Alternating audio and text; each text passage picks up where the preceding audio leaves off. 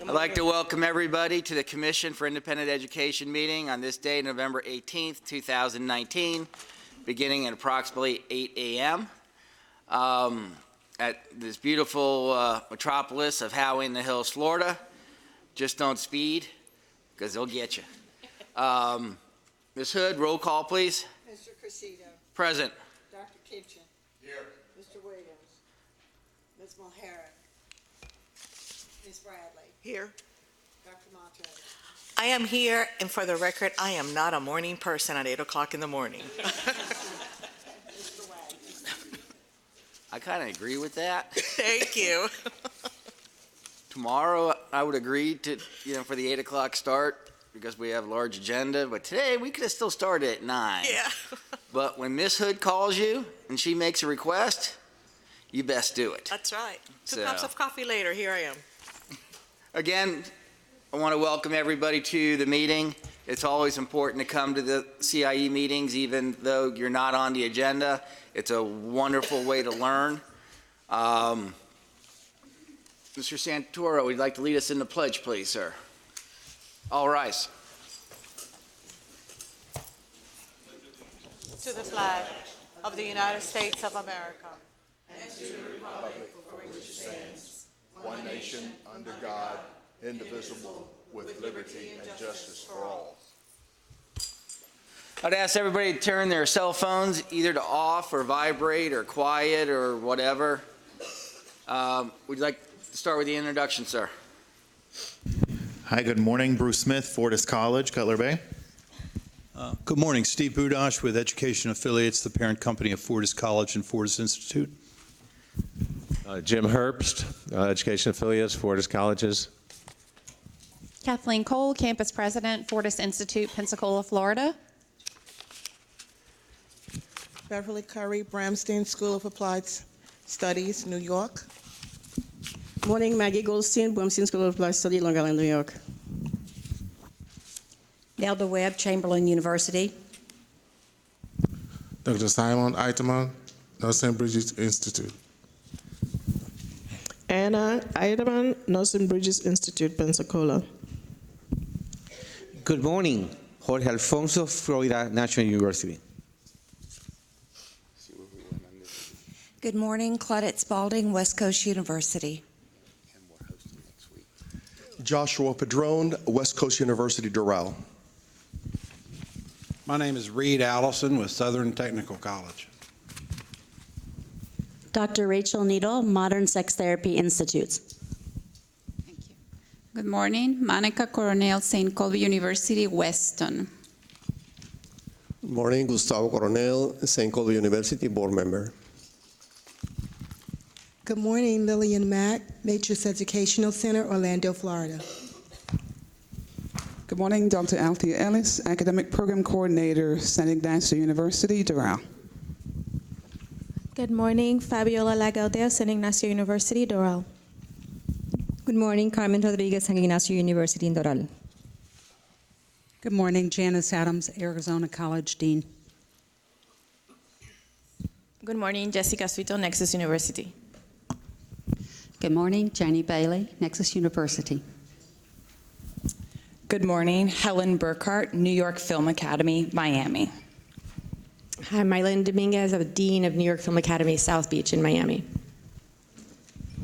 Good morning, Dr. Deborah Nixon, Healing Arts Institute, Fort Lauderdale. Good morning, Dr. Thelma Tenney, Healing Arts Institute. Good morning, Ben Zeiger, Healing Arts Institute. Good morning, Dr. Gloribet Perez, Ana Jimenez University. Good morning, Ramon Nieves, Anaheim Mendes University System. Good morning, Ingrid Zakin, Taylor College. Good morning, Jeff Georgeson, Campus President, Taylor College.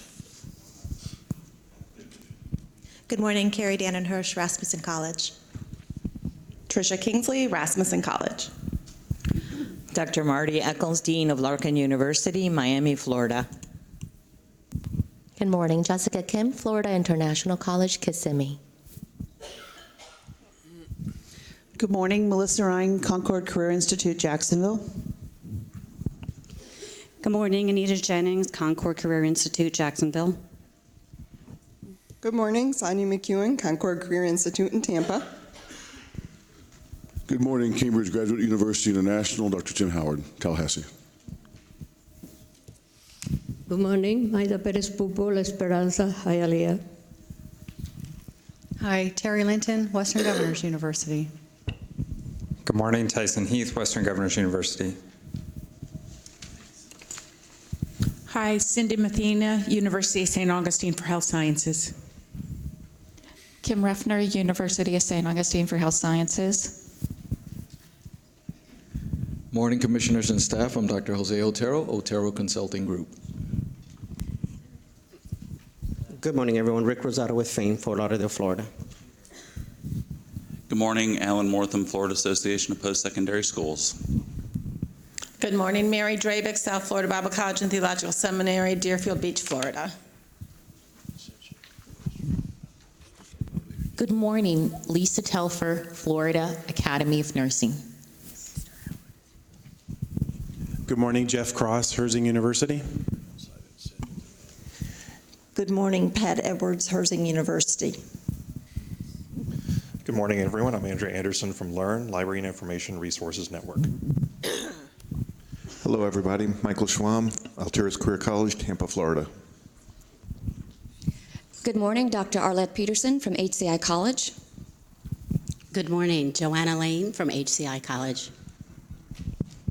Good morning, David Sheltman from HCI College. Pedro de Guzman, HCI College. Steve Hart, HCI College. Good morning, Dr. Jay Keene from Union Institute and University. Good morning, Rochelle Moore from Kaiser University. Good morning, Chen Lu from Tsinghua American College, West Palm Beach, Florida. And this is Mr. Chi Ma from Tsinghua University, China. Thank you. Good morning, Xin Li from Kaiser University. Good morning, Leonard Sclafani, American University of Antigua. Good morning, Sue Edwards, Ultimate Medical Academy. Good morning, Dina Eccles, South University. Good morning, Emma Sample, Chi Institute. Good morning, Lisa Trevisanello, Chi Institute. Richard Zayden, Florida Vocational Institute, Miramar. Good morning, Audrey Kaplan, Hogan, Marin, Babone Rose, here with Suncoast College. Good morning, Lisa Leotti, Suncoast College.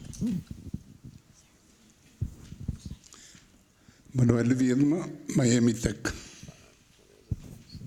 Good morning, Emma Paoli, Miami Technology and Art University.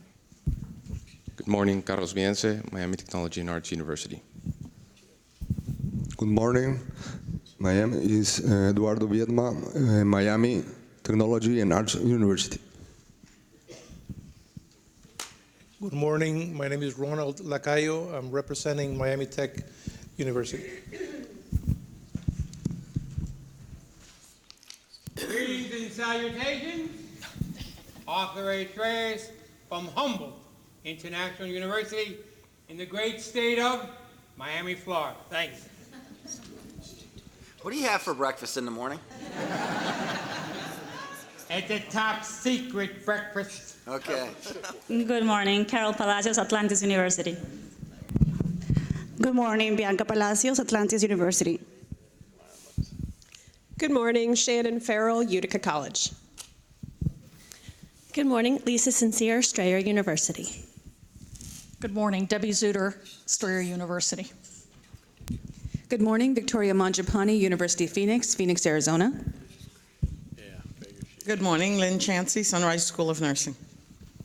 Good morning, George Chansey, Sunrise School of Nursing.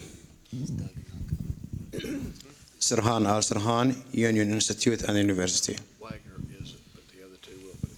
Jose Valencia, ASA College. Shanti Concat, ASA College. Donna Reed, ASA College. Good morning, Domingo Alvarez with Alvarez and Mendoza, Certified Public Accountants. Good morning, Dr. Eric Roberts, Uda Bay University.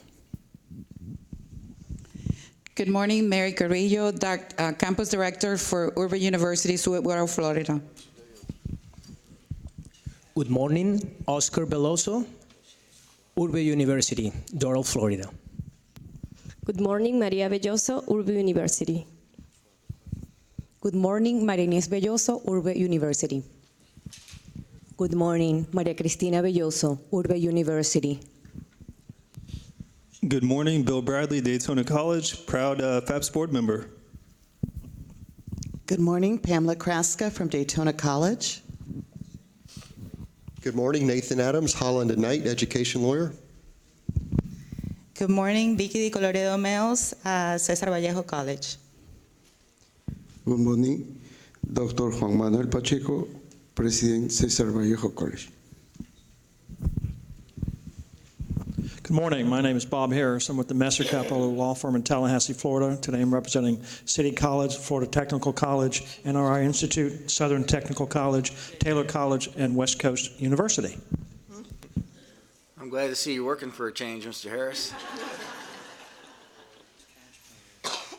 The chair will entertain a motion for the approval of minutes from September 24th and September 25th. Move to accept as presented. I have a motion by Nancy Bradley. Do I have a second? I'll second that. I have a second by Dr. Matos. Discussion? Hearing none. All those in favor signify by saying aye. Aye. Opposed? Motion carries.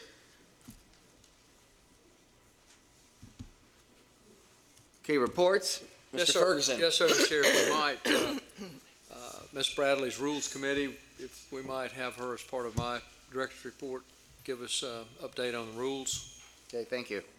Ms. Bradley? Okay. Yes, thank you, Mr. Chair. First, before you start, Yes. how many of you are FSU fans? Are they undefeated? How many are Florida fans? Are they undefeated? Georgia took care of that. How many of you are Miami fans? Are they undefeated? How many of you are Kaiser University Seahawk fans? Are they undefeated? Yes, they're 9-0. We won the conference, and we play the first divisional game next Saturday.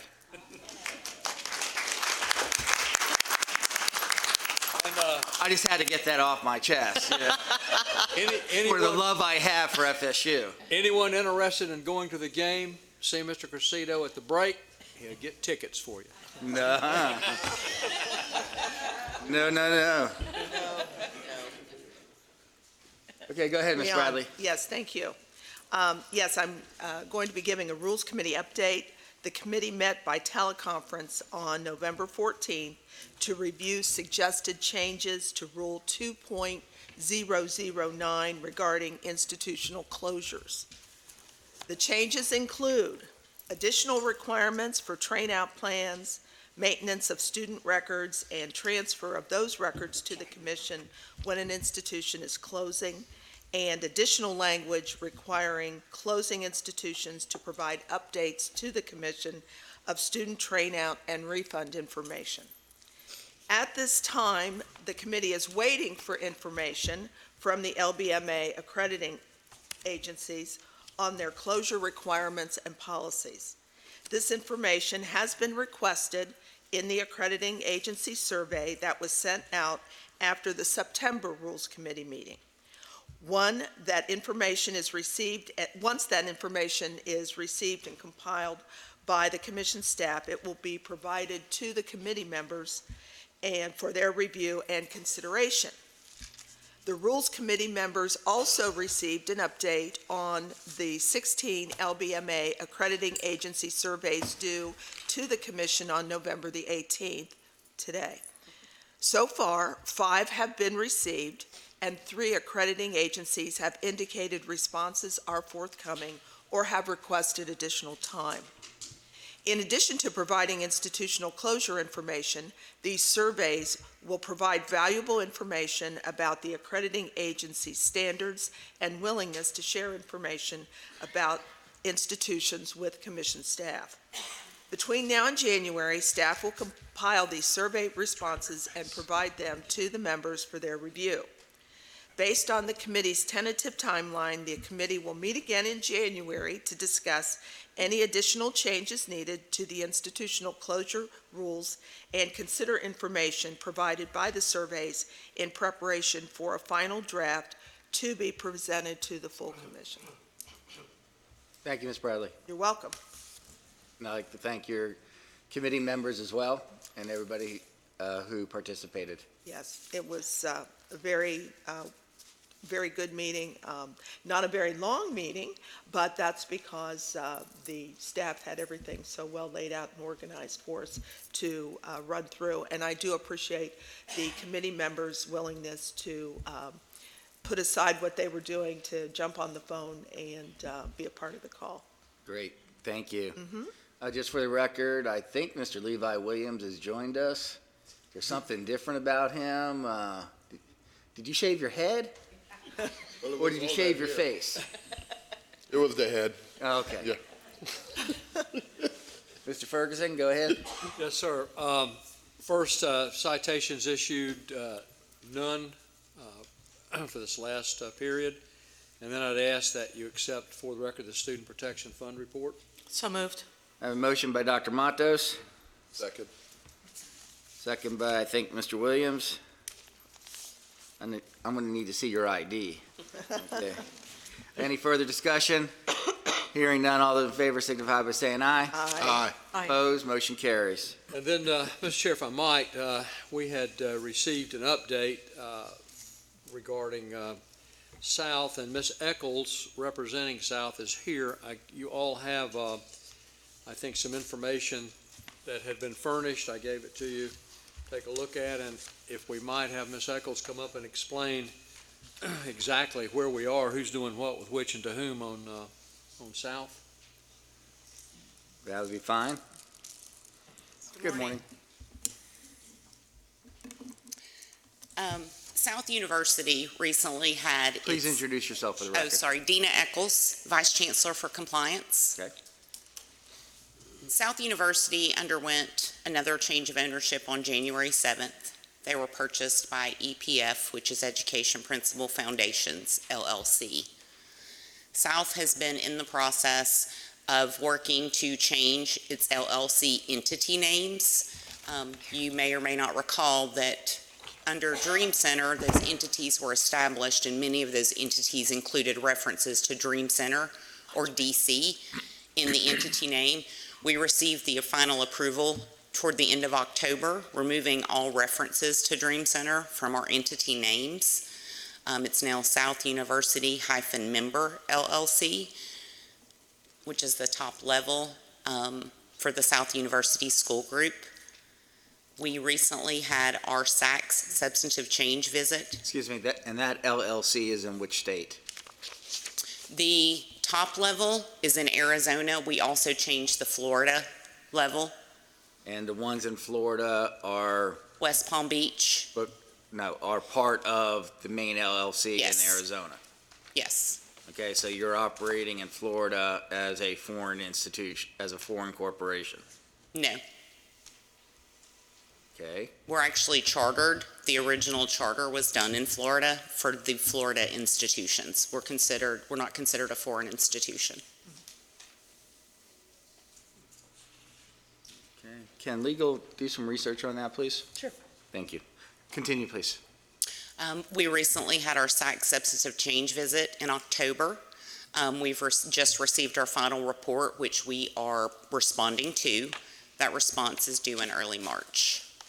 Okay, so you'll be on the June agenda for SACS? Yes, that's our expected time frame. Yes.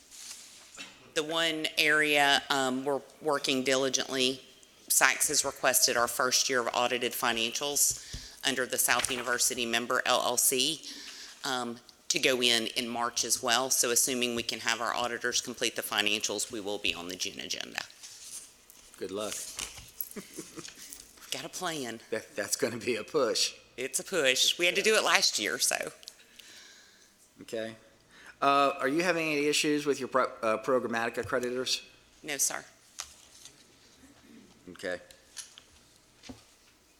No programs are in jeopardy of losing their programmatic accreditation? We are working to evaluate one of our OTA programs, the occupational therapy program in West Palm Beach due to low population. But that's Okay. the only one in Florida. Yes, sir. Thank you. Mr. Ferguson, you have questions? Well, thank you very much for being here and, volunteering to come and present in front of the commission. Thank you. Thank you. Okay, if I might now, Mr. Chair, for those of you who I'd like to introduce staff, for those of you who do not know who we are, by facial recognition, which I found if you have an iPhone 11 now, it's the only way to open the thing is with facial recognition. But anyway, I've lived too long. With us today, of course, is Ms. Risa Rudolph, Assistant Executive Director. Have from the General Counsel's Office, Mr. James Richmond, Ms. Jenna Parton, also Joey Smith, Carl Washington, Sarah Collins, Callie Aswalt, Jason Bowman, Christopher DeSalvo, Ashley Schnick, Cheryl Miller, Angela Shelby, Brady Line, Monica Muldrow Brooks, Donna Nugent, Austin Leard, Mike Santoro, Carlos Cardenas, and Miss Betty Tilton. If there's anything, if you have not met your program specialist or someone, please take a few minutes, introduce yourself at the break. If there's anything that you would like to go back to the office regarding your school, please send that to us. When it comes in the office, with rare exception, we don't lose it when it comes through the door, unless it's a check. Anyway, if you don't mind, put it in snail mail or some way, but get it to us so when it comes in, we have it in our database. If there's anything you would like, please take a few minutes and ask. We'll be happy to send you anything. Of course, I'm Sam Ferguson, Executive Director, Recording Secretary, and my assistant is Susan Hood. As Mr. Cressito alluded to, she reads my mind, so she sort of directs traffic for me. Anytime that you need to get up with us, please don't hesitate, email, call, whatever. And with that, Mr. Chair, I will let you begin. Okay. Well, we have a legal report. Yeah, before we go to legal report, just for a record, note that Lynn Mulheron is here. Legal report. Just a brief one today, in follow-up to the Miami-Dade College. They had a status conference, I believe it was October 24th. We do not know what happened at the conference, but we know there's a new one for December 12th. So we keep following up. They're very tight-lipped on what's going on as far as whether it's the judicial assistant or the prosecuting attorney, but as far as we know, nothing's happened. They still have not set a trial date. They have now set another status conference for December 12th. So hopefully, we'll have an update for you at the January meeting. And I have not been subpoenaed again. So. And he has not been subpoenaed again yet. Just for our non-legal folks, what is a status conference? A status conference is essentially everybody gets together and discusses where we are in the process, usually of depositions, trial prep, when we're ready to go on for trial. It is a bit unusual to schedule for trial and then all of a sudden no longer have trial dates scheduled, but then start doing status conferences. It makes me think, in my unlegal opinion, that they might be thinking of a settlement or some sort of restitution along with that, but I am not a state attorney. I never have been, so that would just be my uneducated legal guess. And if I may, just follow up on that question. So the status conference is for those parties only. It is not open to...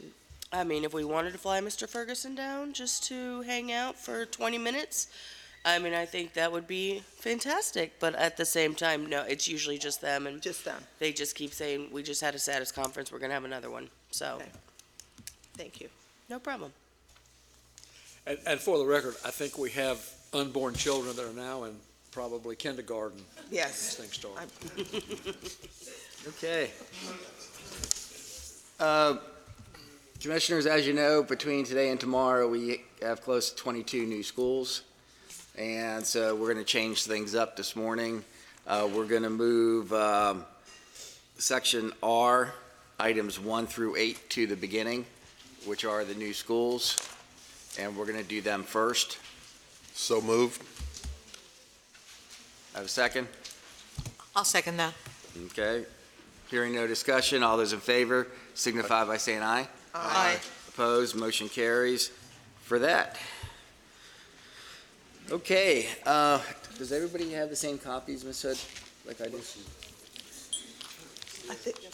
Okay, in front of you, you'll see some summary sheets of, for the nursing, of what their entrance, a quick cheat sheet of what their entrance requirements are and also their working capital. Okay, the first school up is Bridgeway School of Nursing, Orlando. Motion to approve staff settlement for discussion. Okay, may I ask for the new schools that we change and do not get a motion on the floor? Okay, Withdrawn. thank you. We'll do discussion first. Somebody's here. Is anybody here from Bridgeway?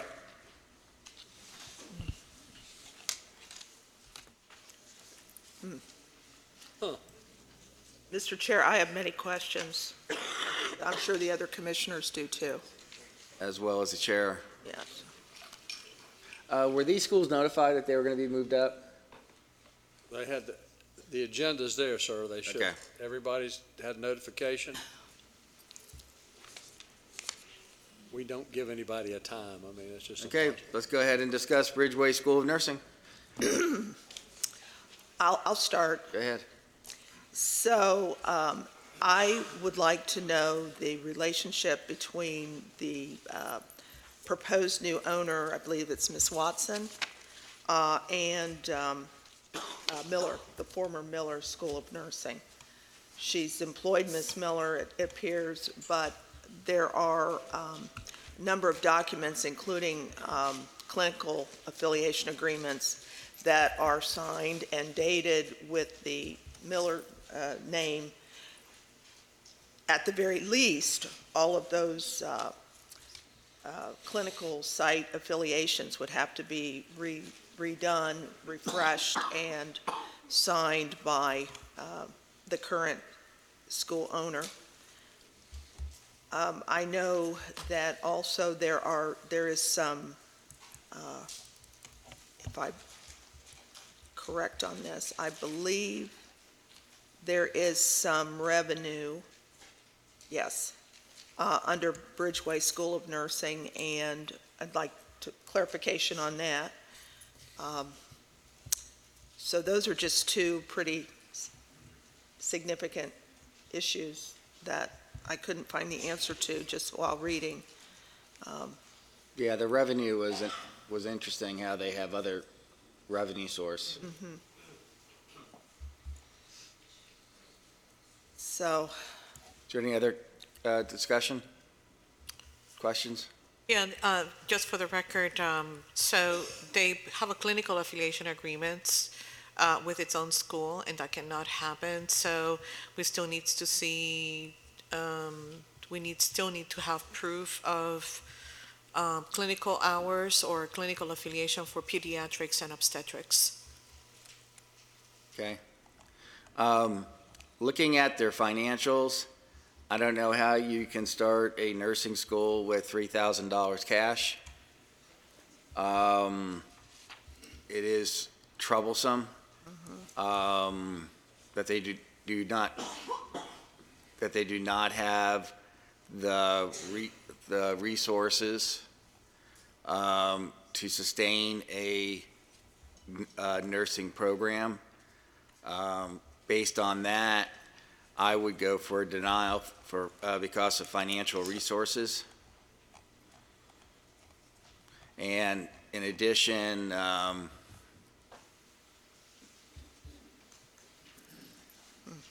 when you look at furniture and equipment, like they have one Dell computer for $513, and furniture and equipment only amounts to $6,600. So I don't see where they have a nursing lab already established. So again, that's why, my recommendation would be denial for financial resources on this one. If you can add to that, they are listing faculty with an ASN to teach in the nursing program, and as we know, the regulations require that they have a master's degree in nursing. And only one of the three listed has a master's degree in nursing. Okay. I support your motion, or your, if you need me to make the motion. Please. I would like to move that we deny this application based on financial stability, financial resources, lack of. Yes, Mr. Richmond. If we could, if it's the will of the commission, if we could add in the faculty concerns that the commissioner raised, as well as the the clinicals that are lacking, we want to deny it for every basis that there is. Okay, so we'll do the relationship, the clinicals, and the faculty credentials, along with financial.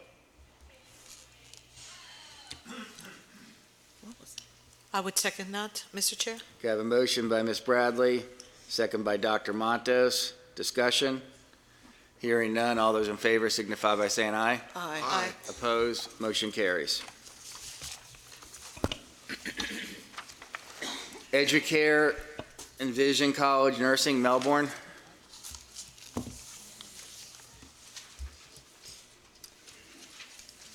Is there anybody here?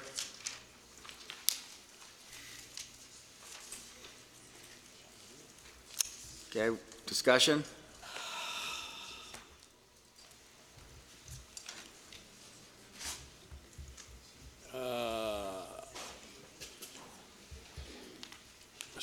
Mr. Alvarez is here, who I think was her CPA.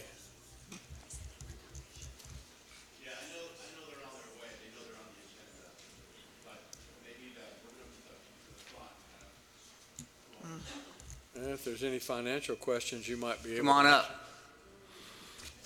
Please.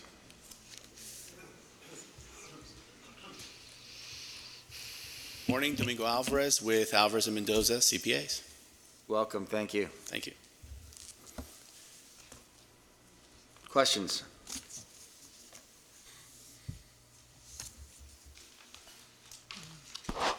How much cash on hand do they have?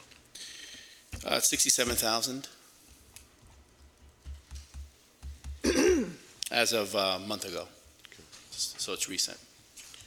And they have a NCLEX review program as well. And so they generate income through their NCLEX review, so the cash is still turning. And they've been doing the review for about a year? About that, about 8 months. In total investment in the nursing curriculum, the program? Can you specify, be more specific? Equipment, FF&E? So as of September 30th, they had gross equipment purchased of $11,279. I know they've purchased equipment subsequent to that as well. In their business plan, who don't have here, they mentioned the other equipment that they've purchased. So they've got they've got their location, they've got the NCLEX review, they've got an ongoing business, and they're adding these programs to their location. So a lot of the startup costs that normally would go with a new school, it's already been borne by them. Yeah, but having only $11,000 worth of nursing equipment is not a lot. In most states, before you can get licensed, you have to have your nursing lab fully established before they even consider you. And most of us in here have nursing programs. We know what the costs are. I mean, you can't even buy a mannequin for $11,000. Okay. No, I get it. I know they've purchased more since then. Just wish they were here to tell you how much they did, but. Also, too, do you know how are they going to generate $354,000 in tuition revenue and only spend $1,400 on advertising? Would you like to share that with us? Because I would love to know that secret. That's a good question. They worked on the budget, but I know they've got, through the NCLEX review program that they have, they've got a pretty good list of people who would be interested in starting the school. But if they're doing the NCLEX review, that's on the back end for people getting ready to take the test. Thus, they've already gone to school, so they would not necessarily be interested in attending their school. So it is, I mean, to see 354,000, 45 new students, I mean, a start rate, a start cost averages about $3,000 or $3,500. And only having $1,400 in advertising really doesn't make a whole lot of sense to me. Right. So, Mr. Chair, yes, ma'am. I would just also like to add that in the budget, the projected revenue is variable, which makes sense, but then the rest of the costs are very fixed every single month, from month 1 out to month 12 for the first year, which is unrealistic considering the tuition revenue is going to adjust so dramatically. So I would recommend that they go back to the budget and reassess, since that is typically a reflection of the actual business plan. And it's really just spread out evenly throughout each month, which is not realistic. Okay. Do you help them do the budget? I'm sorry? Do you help them to prepare the budget? I did not help them prepare the budget. I can help them go back through it if they need to. Okay, so we can make that a contingency? Sure. Is to Be happy to redo the do so. budget and also an explanation of how they're going to start 45 students and generate $354,000 in revenue on $1,400 in advertising. Yeah, I'm sure we can make sense of it. I'm sure that advertising is going to come up a little bit. Right. You would have to. Okay, is there any further discussion? Go ahead. I'd be curious, I don't usually see the Wonderlic used to test for nursing programs. Do you have any idea why they chose the Wonderlic? I don't. I do know that there's other schools that do it as well, not as an only means, but they have that as an additional product. I just wanted, maybe one of them was in the NFL, because that's what the NFL uses to check their football players. Well, they have listed Wonderlic and also Tees. Maturity. Yeah, there you go. Maturity level. For maturity, readiness to go into the Okay, program. so they have to pass both. It's not Yes. or. Okay. According to the admissions requirements, they require both. The question is, because they use both, is that the reason why they're lowering the average standard of entrance to the nursing program? And that's a question that I have. Right. Like how to see them through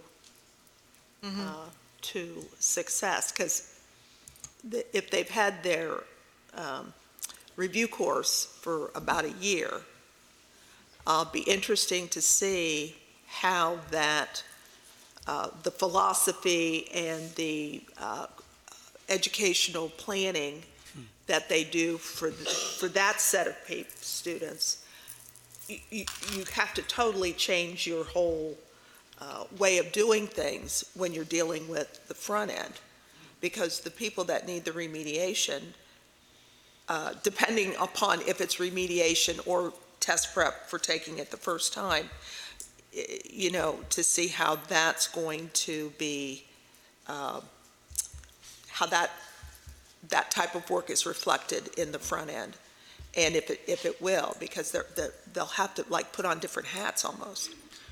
I mean, a Tees of a score of 60 is pretty stout. So, Yeah. I mean, their testing scores are good. Yeah. I mean, the cutoff for the Tees is good. So, and like the gentleman said, a lot of schools do both tests. So, okay. Yes, sir. One thing, I would like for them to name their registered agent and not just their address. Okay. We'll add that to the contingencies. Okay, may I have a motion, please? May I add something else, Of Mr. Chair? course, Dr. Matos. Thank you. Would not want to leave you out. Well, I'm waking up. I'm on my third cup of coffee now. Let's see.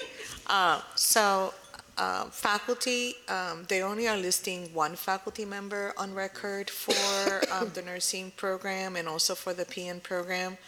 However, we all know from nursing programs that not every nurse educator is qualified to teach all of the courses, so I would like them to resubmit by core competency.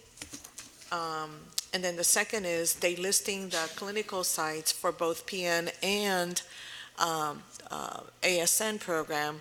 And as we all know, for the PN, there's a different level that you can do clinical versus the ASN, so they need to resubmit as well their listing of clinical affiliation agreements specifically for the ASN program. Okay, thank you. Sure. I think it'd be very difficult for one person to teach all that. Right. Yeah.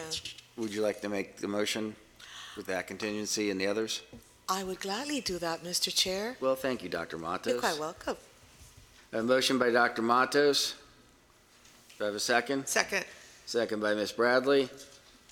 Any further discussion? Hearing none.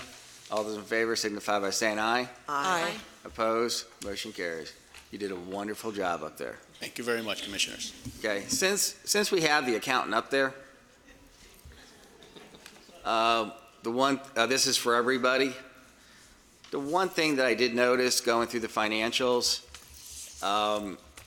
your schools, and that's something you should be very, very proud of. So when you're classifying tuition revenue, tell your accountants you want to classify it as tuition revenue and not as sales. Okay, the previous school had sales on their financials, and it's all about culture, and it should be classified under tuition revenue to properly identify it. So, okay, thank you. You had tuition revenue, by the way. Okay. Yeah, thanks. Okay, thank you. We just wanted to add one more thing to that. Even when we go to schools and they have multiple revenue lines, and we make a point to break out the tuition revenue from the other ones so that commissioners and the state and the CIE can understand the component, the revenue recognition, or the revenue piece to the tuition for CIE approved programs. Yep. That's always been a good idea. Yep. See, we're not only a regulatory board, we're also consultants. Free of charge, of course. So. Okay, number 3, Healing Arts Institute of Clinical Sexology, Tamarack.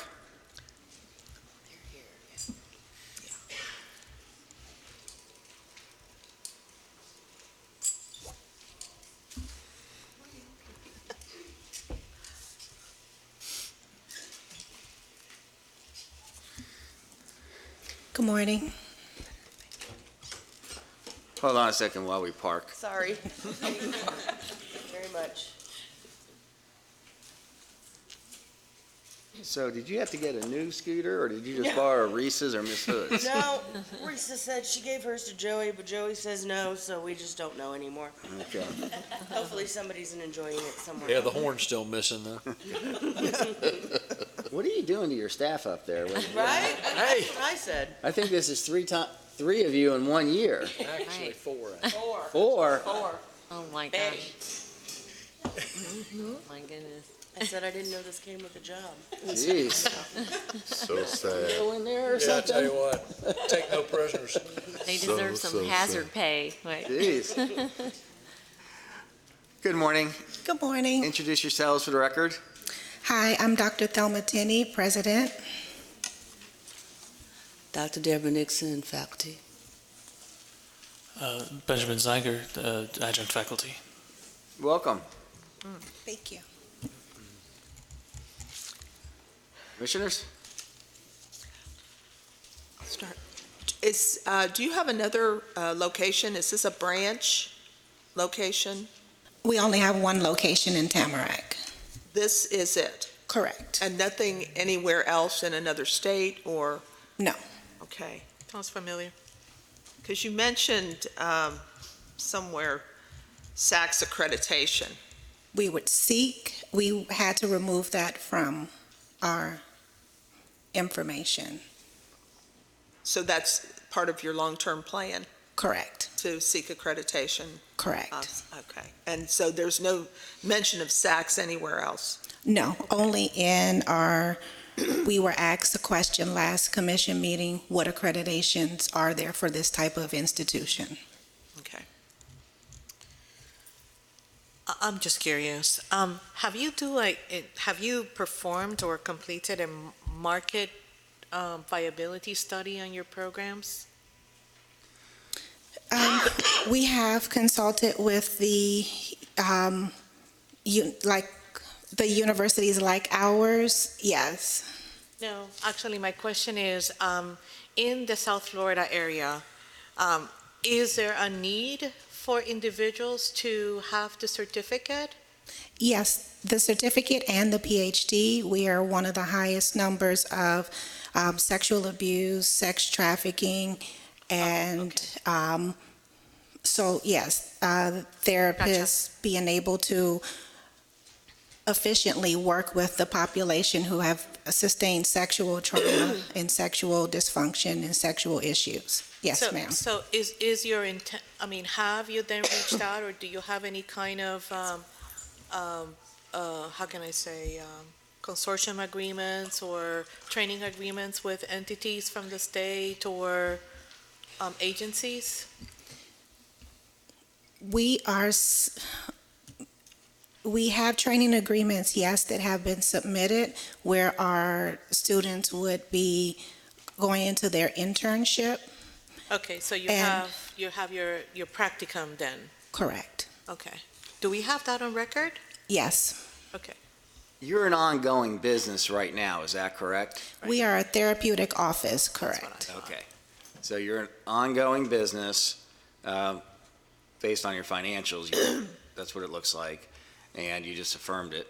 And you're just now adding a school to it. Yes, sir. Okay. So do you know how many students you want to start with? We want to start with 10. Okay. Can my financial folks help me? Is that enough with the budget that they have? My colleagues? Give me a second.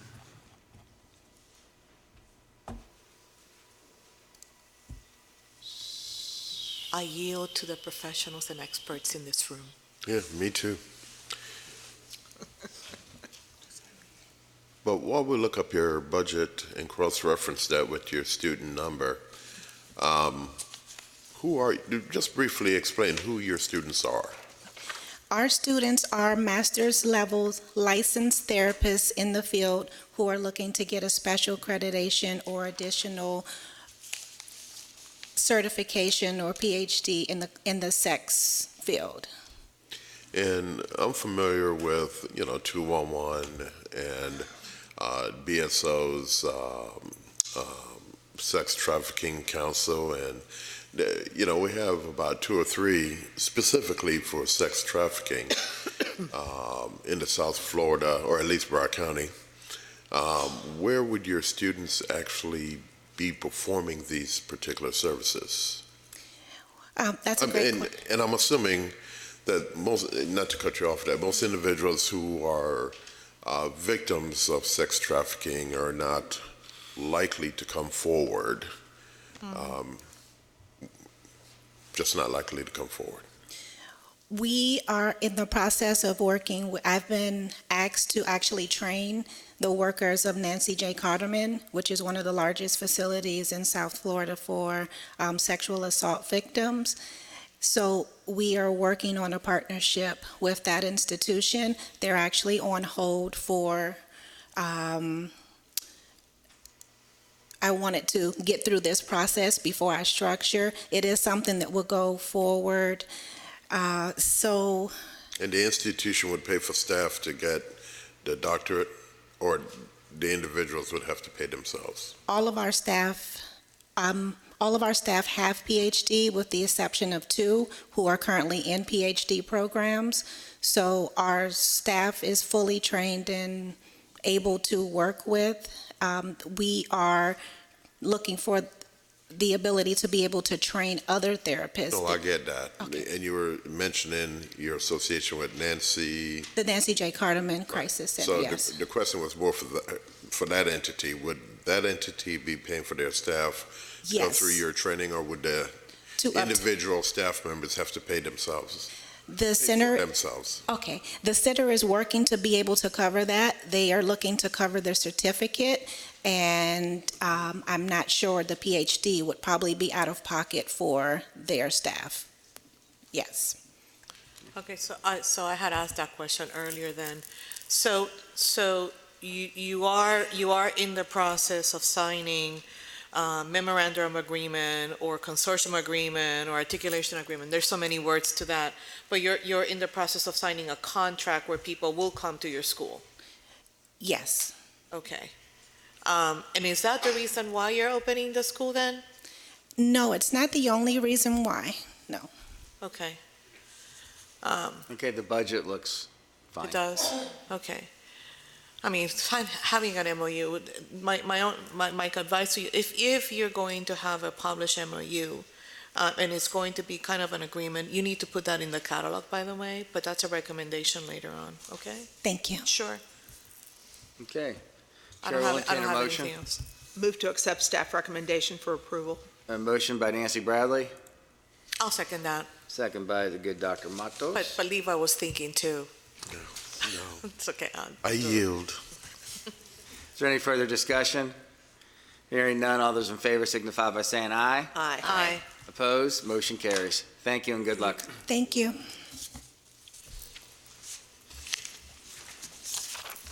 The next school is Horizon Healthcare Institute, Melbourne.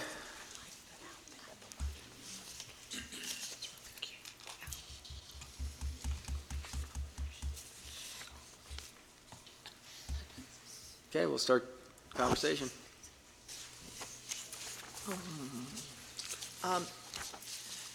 Well, if I may, Mr. Chair, I know this institution has been before us before.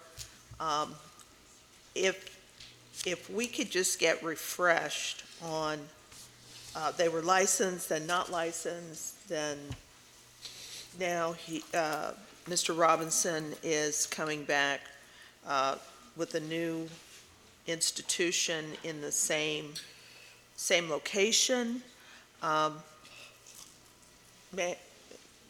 Sure. From what I understand, he was licensed and then he was denied provisional or annual because of his financials, and he took his suit all the way to the first DCA, the appellate court, and then that was going on for about a year and a half, and then he failed to comply with, well, his attorney failed to comply with an order, which was to provide a response to the judge, so the case was dismissed. Then he came again and applied for a license, which was denied because there was concern that maybe he was operating without a license. After a thorough review of the record, I do not think we could substantiate that he was indeed operating without a license. So at this time, he has applied again. In the meantime, he has been doing test prep at his location. Okay. At this location in Melbourne. This location in Melbourne, I believe he has 2 other schools that are licensed with the commission. Okay. So the financials they submitted, is this for all their locations or is this just for Melbourne? I believe Yes. Horizon. Oh, he's here. All Very good. locations. Sorry, guys. I Good just morning. get held up in traffic. Courtney Robinson, President for Horizon Healthcare Institute, Melbourne, Florida. Okay. So is the Melbourne campus in operation right now? No, everything's shut down from the last meeting that we had. Okay. I indicated to you guys that I'm shutting everything down. I haven't even been there in like 6 or 7 months. Okay. I believe I recall that. Are you okay? Yeah, I'm fine. I was Are just you trying to get you here. were just rushing in. Yeah. Deep breath. It's okay. We'll wait a little bit. Just, Okay. Why open a third location? We had 3 locations before. Yeah, but and the you Melbourne had location, challenges before it had too. shut down, What happened is that was the latest location, the third location in Melbourne. And we went to apply for annual license, and our financials at the time did not meet the state standard. As a result of that, it was ordered to shut down. We did a financial plan, and for the last 4 or 5 years, our financials has been solid. As you can see, the commission can see, every financial that we send in after that has been solid. We tried to maintain the location before, as you guys, when I was walking in, said we were doing some test preps and stuff like that to maintain the location until we reapply again, because the location was doing real good. When it comes to the PN program, we were at 100% passing. It has been consistent. The CNA program has been consistent in passing, and we were serving the community. So we felt a way that because of our financials, we kind of let down the community. So we wanted to get back so we can go ahead and continue doing the good work we were doing. All right, I'm going to ask you to give me 60 seconds. Sure. And letting down the community, that's good because we're a community-based educational Absolutely. niche. But it's not necessarily a business reason. It's not necessarily a student-centered reason, right? So, take 60 seconds and give me your best business rationale for a third center to the two you have, and also how it's student-centered, how it's going to better serve and create greater opportunities in the area for the students in the area. Absolutely. In the Melbourne area, as you can see, there's not a lot of schools, post-secondary schools in that area, especially in that category, in nursing. So we realize that there's a major demand, and what we do, we have learned over the last 4 or 5 years to cater to students in that aspect. What we have done a lot of remediation course in our other 2 campuses. We have created a green light program for the nursing programs that we do a remediation program for 3 months to help the students. And as you can look in the other 2 locations, in the last 3 to 4 years, the passing rates in the PN has gone up tremendously, and it's been consistent.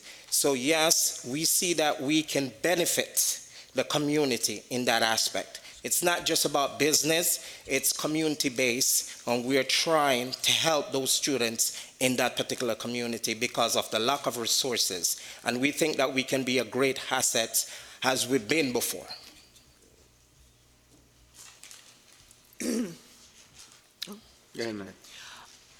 Mr. Robinson, what's your status with the Board of Nursing? Status? Of Melbourne. Yes, everything is fine. We are approved. All 3 nursing programs. Okay, so just looking at Melbourne, so I guess the last time you would have offered a licensed program at this location, when was the last time you actually had students in this location? Regular nursing students, not Okay, test prep. I think in 2015 we were 15 or 16 we were ordered to do a train out program, and we did. It took us about 8 or 9 months to do the train out program. We had completed it, I think, in 2017. I think it's about 2017 was the last time that we had licensed students at Melbourne campus. Okay, so what I'm looking for is how is the Board of Nursing approving you? Maybe that's not the right way to say it, but here you haven't had students for over a year.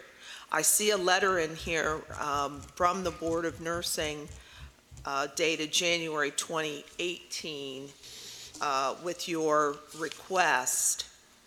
Do you have something after that? Do you have any other communication with the Board of Nursing as far as, reapproving you, updating, refreshing? What we did is the old programs that were approved by the Board of Nursing, what we did is we send them a correspondence and tell them to close those programs out. The CNA and the PN program. We didn't have an RN program at that time there. Okay. Then when we apply for the new licensure with the commission, then we reapply with the Board of Nursing for new PN, new CNA, and also an associate RN program. Okay, and when was that? Those were approved in 2018. So is that related to this letter from the Board of Nursing dated January 2018? Yes, one of the programs were, because we had applied before the commission back in 2018 for a new license. I think the ID number is 59 something, and we were denied. Okay. Yes, and so we reapply again. This one, I think ID number is 6431. Okay, that's with the CIE. Correct. That's your CIE number. Okay, so basically, the Board of Nursing has, and I'm looking for that approval with your new identification from the Board of Nursing. I don't see it in our information, but yes, the staff has it. Yes, staff has them, all three of them, for all three nursing programs. Okay, but again, I'm just looking at this program. So, and that would be Brady. Brady, do you have that? I believe that the information we got back from the applicant was that the Board of Nursing wasn't concerned over having to reapply with us, so that this original approval from them still applies to the current proposal. Okay, even though basically now it's almost 2 years have passed from the time you applied to the Board of Nursing, and I understand that sometimes there's gaps in time. You get it approved by one, and then it takes a while to get the other one all the way through the channels. I would just ask that, and so Brady, is it a written confirmation or was it conversation? It was conversation, basically asking the question if this Board of Nursing approval still applies to the current proposal. Okay, I would ask as a contingency that we Verify. just verify it with the Board of Nursing that because of this time frame that everything is fine, and to have something written for their file. Okay. Yes, sir. Follow up. You know, I can see you have a dream, a plan, a strategy for something that you're building. And I've watched you grow in this niche for the little time I've been here. Tell me, for this new location, tell me what your business plan have taken into consideration as to how it could fail within 3 years, and what contingencies you plan on implementing to address each one. Because at the end of the day, we're bringing in new students. Correct. And you see what's going on throughout the niche. Absolutely. The last thing I want to see you standing up here explaining why 30 students or 100 students can't finish their nursing program. Okay, what we did, again, as I said, with the other two locations, we have learned so much. And the first location, we've been licensed with you guys for 12 years. The second location, we have been licensed with you guys for 10 years. We have been consistent. We haven't really got into any kind of difficulties financially or any time. Back in 2014, that's the only time that we have gotten in a little financial issue. Don't care. We what I want to hear is specifically for the Melbourne location. Okay, for the Melbourne. What failures are possible that if you didn't consider any other than what you already have, then you didn't consider any. Okay. Okay, but if you did consider what could go wrong at Melbourne and how I can address it before it becomes a problem. That's what I want to hear. The only thing that I foresee that could go wrong in that sense is financial, and we have a solid financial plan in the sense that we have reserved to meet those challenges in that sense. We have learned from that mistake 5 years ago. So we make sure we have reserved for each of the campuses. Regarding enrollment, it has never been an issue in Melbourne. In that aspect, we have been consistent. The classes has been filled. One of the things that we're using the Associate RN program as a bridge program in the sense that there's a big shortage in that area for registered nurse, and a lot of LPNs are in that area. As a result of that, we can bridge that gap in that aspect, and that will help us on a more solid foot. But as I said to you, the only thing is financials, and we have reserved to take care of that. Okay. Who filled out your budget? She's the director of the program, which is my wife. She has her MBA. Okay, so my question is this. You've said that that campus has been closed, correct? Correct? Yes. Okay. Mr. Santoro, you were there, were you there in September? It was a visit I went with Sam Humphreys. September 16th. Were there any students there? At that time, what they were,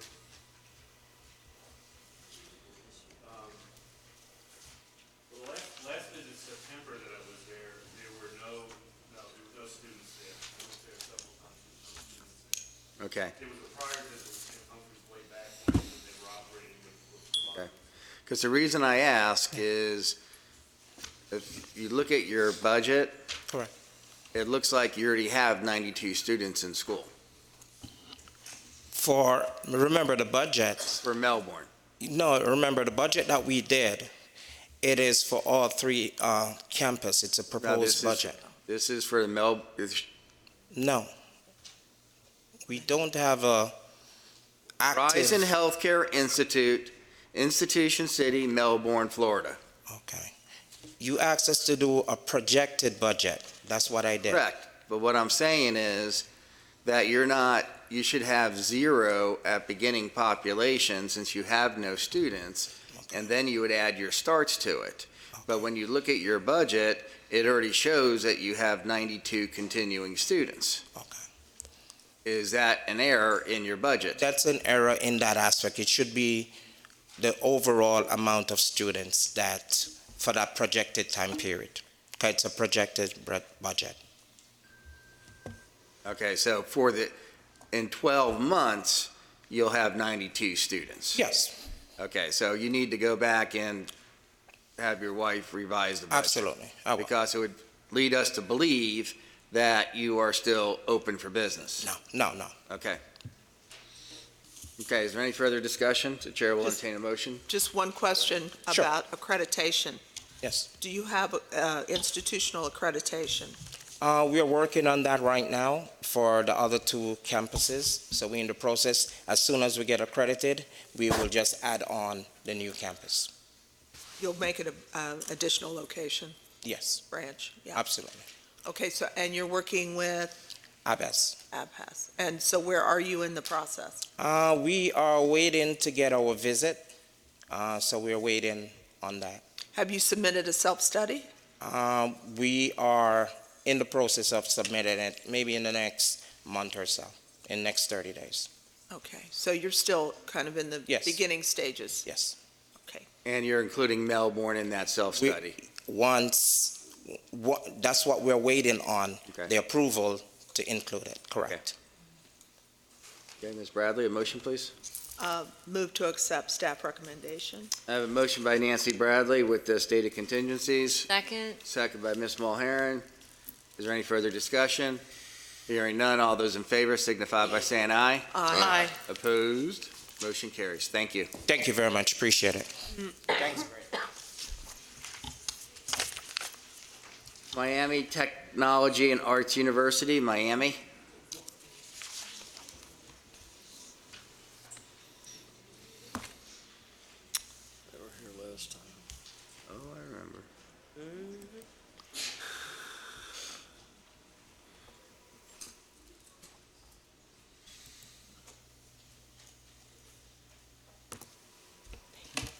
Good morning. My name is Ana Enriquez. I am the Executive Director for Miami Tech, and we aim to serve students that have limited financial resources and scheduling restraints. And here's the rest of our team. Good morning. I am Eduardo Viedma. I'm president of Miami Technology and Arts University. Welcome. Don't be shy. Good morning, Ronald Lacayo. I'm a consultant to the university. Nathan Adams, Holland and Knight. Welcome, Nathan.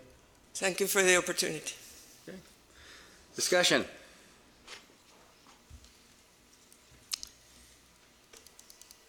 So as I recall, you were before us at the last meeting.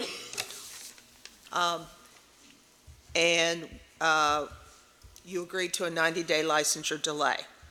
So can you refresh us on the items that led the commission to recommend that? Sure. My pleasure. Yes, we were asked to secure, to have our account, and we have an account in Bank of America, $200,000. We have a commitment from the shareholders for $1 million. We also review our programs to make sure that they comply with U.S. standards. In fact, we have 2 courses that were specifically designed for Miami Tech, which are the MBA and the Master of Fine Arts, and the other 4 were adjusted to U.S. standards. Okay. So it was basically the bank account and so forth, financial. And they had the connection with that other university. Right. Yeah, the university in Paraguay. Yes. So to standardize the program for a U.S.-based education student population Exactly. versus just a U.S. degree to foreign students taking it online. This online, right? It is, yes, 100% online, yes. So the question when you first, good morning, I don't see you, right here. Hello. Hello. So I know that we asked a question as to who your ideal or the profile of your student in the at this location would be. Can you re-answer that question? Sure. The ideal student? Yep. What's the student profile of the institution? Yeah, the ideal profile is a Hispanic immigrant in Florida that is underserved because they don't have enough financial resources and they have scheduling constraints. So we're aiming to that profile, student profile. So how are you going to determine that they don't have enough financial resources for a post-secondary education? Well, because we are offering such a good price, affordable price, that is very competitive. What's the price? It is for undergrad. You can make it 4 years for $10,000. I mean, that's great. And where are you going to get these students from? We are planning to have 50% from Florida students, immigrants, that could not complete their studies in their home countries, or they want to validate their studies. And we also, and the rest from Latin America and the rest of the world, yes. Okay. I mean, based on our previous contingencies, since we had an entertaining conversation the last time, I did go through this thoroughly, and they have met all the contingencies. So Good. they did a nice job on this. Yeah. So let me go from the academic side then. Quick question. On your education science program, did you submit that before? or this is a new submission? Was that originally submitted? Yes, it was. Oh, that was a oops for me then. Okay, so what are you aiming on achieving, or what are you aiming at offering students with your education science degree? Well, students will be able to help other institutions to expand their education in a viable way. Is the profile of this student a teacher or somebody that doesn't have, tell me about that. It's more an administrator. It's not necessarily a teacher. Could be a teacher, but not necessarily a teacher. Could be. It is a administrator position. Okay. So I am going to recommend that you revise your program description, okay? Just to make sure. Okay. Right? Because, and the reason why I'm asking you to do that is because about 40% of the courses that you have with this curriculum it actually goes towards counseling, and it's usually for counselors to be certified as counselors in the school system.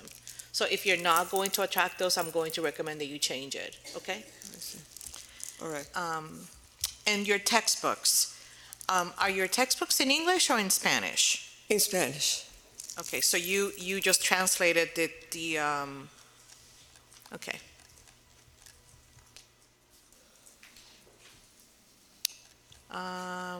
And your library, did you submit to us? I missed it if I did. So your contract with Learn, at what level is it right now? Because I know that we had a little concern with that as well. I believe it's in the package, and it's a pretty good level. It was recommended by Learn. Okay. Which, Learn, you're here, right? He's here. I saw him Where is he? earlier. Andrew? There he is. What package do they have? I can't get online right now. I get the Wi-Fi. Okay. What did Okay. they say? He can't verify it right now. Oh, okay. Just verify that it's at the master's level, please, because I know that was a concern before. Okay, we'll go ahead. I think I'm done, Mr. Chair. Okay, and we'll take a motion with your two contingencies. I shall, yeah, I'll be more than happy to do that. Dr. Matos' motion, do I have a second? Second. Second by Ms. Mulheron. Discussion? Hearing none, all those in favor signify by saying aye. Aye. Opposed? Motion carries. Thank you. Thank you. Thank you. Thank you. Number 6, Modern Sex Therapy Institute, West Palm Beach. So we have one in Tamarack and one in West Palm Beach. Good morning. I'm Dr. Rachel Needle. I'm the owner and director of Modern Sex Therapy Institutes. Welcome. Good morning.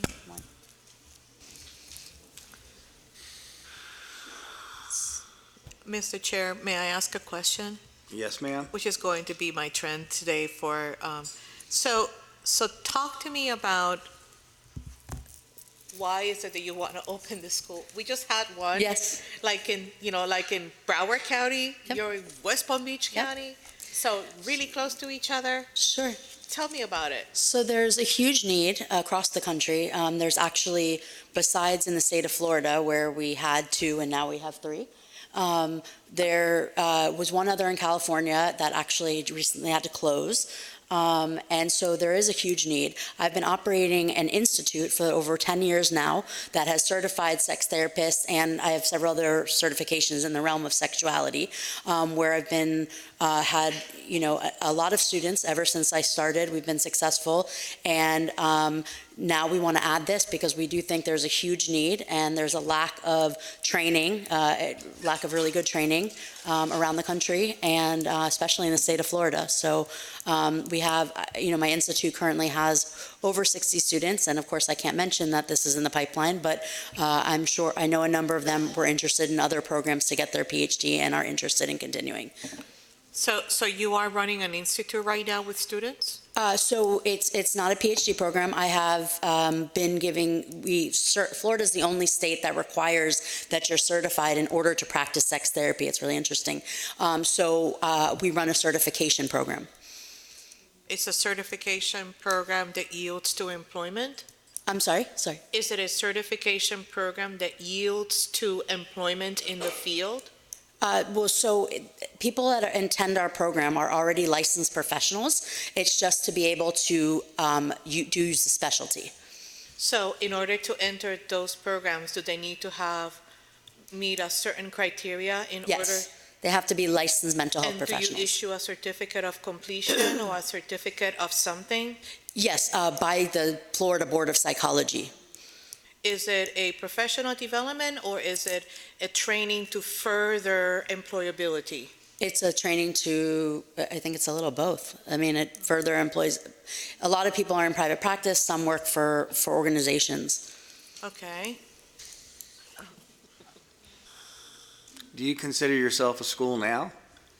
No, we're a certification program. We just do continuing education right now. Okay. Mr. Chair? Yes. I'm confused. Okay, go ahead. Yeah, I mean, how is what you are proposing different from what you're already doing? We don't offer a degree. We only meet the Florida Board's requirements for certification at this point. So what we're proposing is similar to the school that was just approved to offer a degree. I see.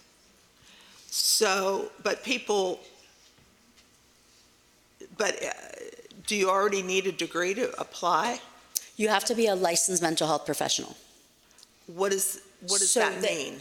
So master's level, typically, marriage and family therapist, social worker, or mental health counselor. And so this is to further their education to get their PhD. I see. So this is a PhD program? Yes. In this specialty? Yes. And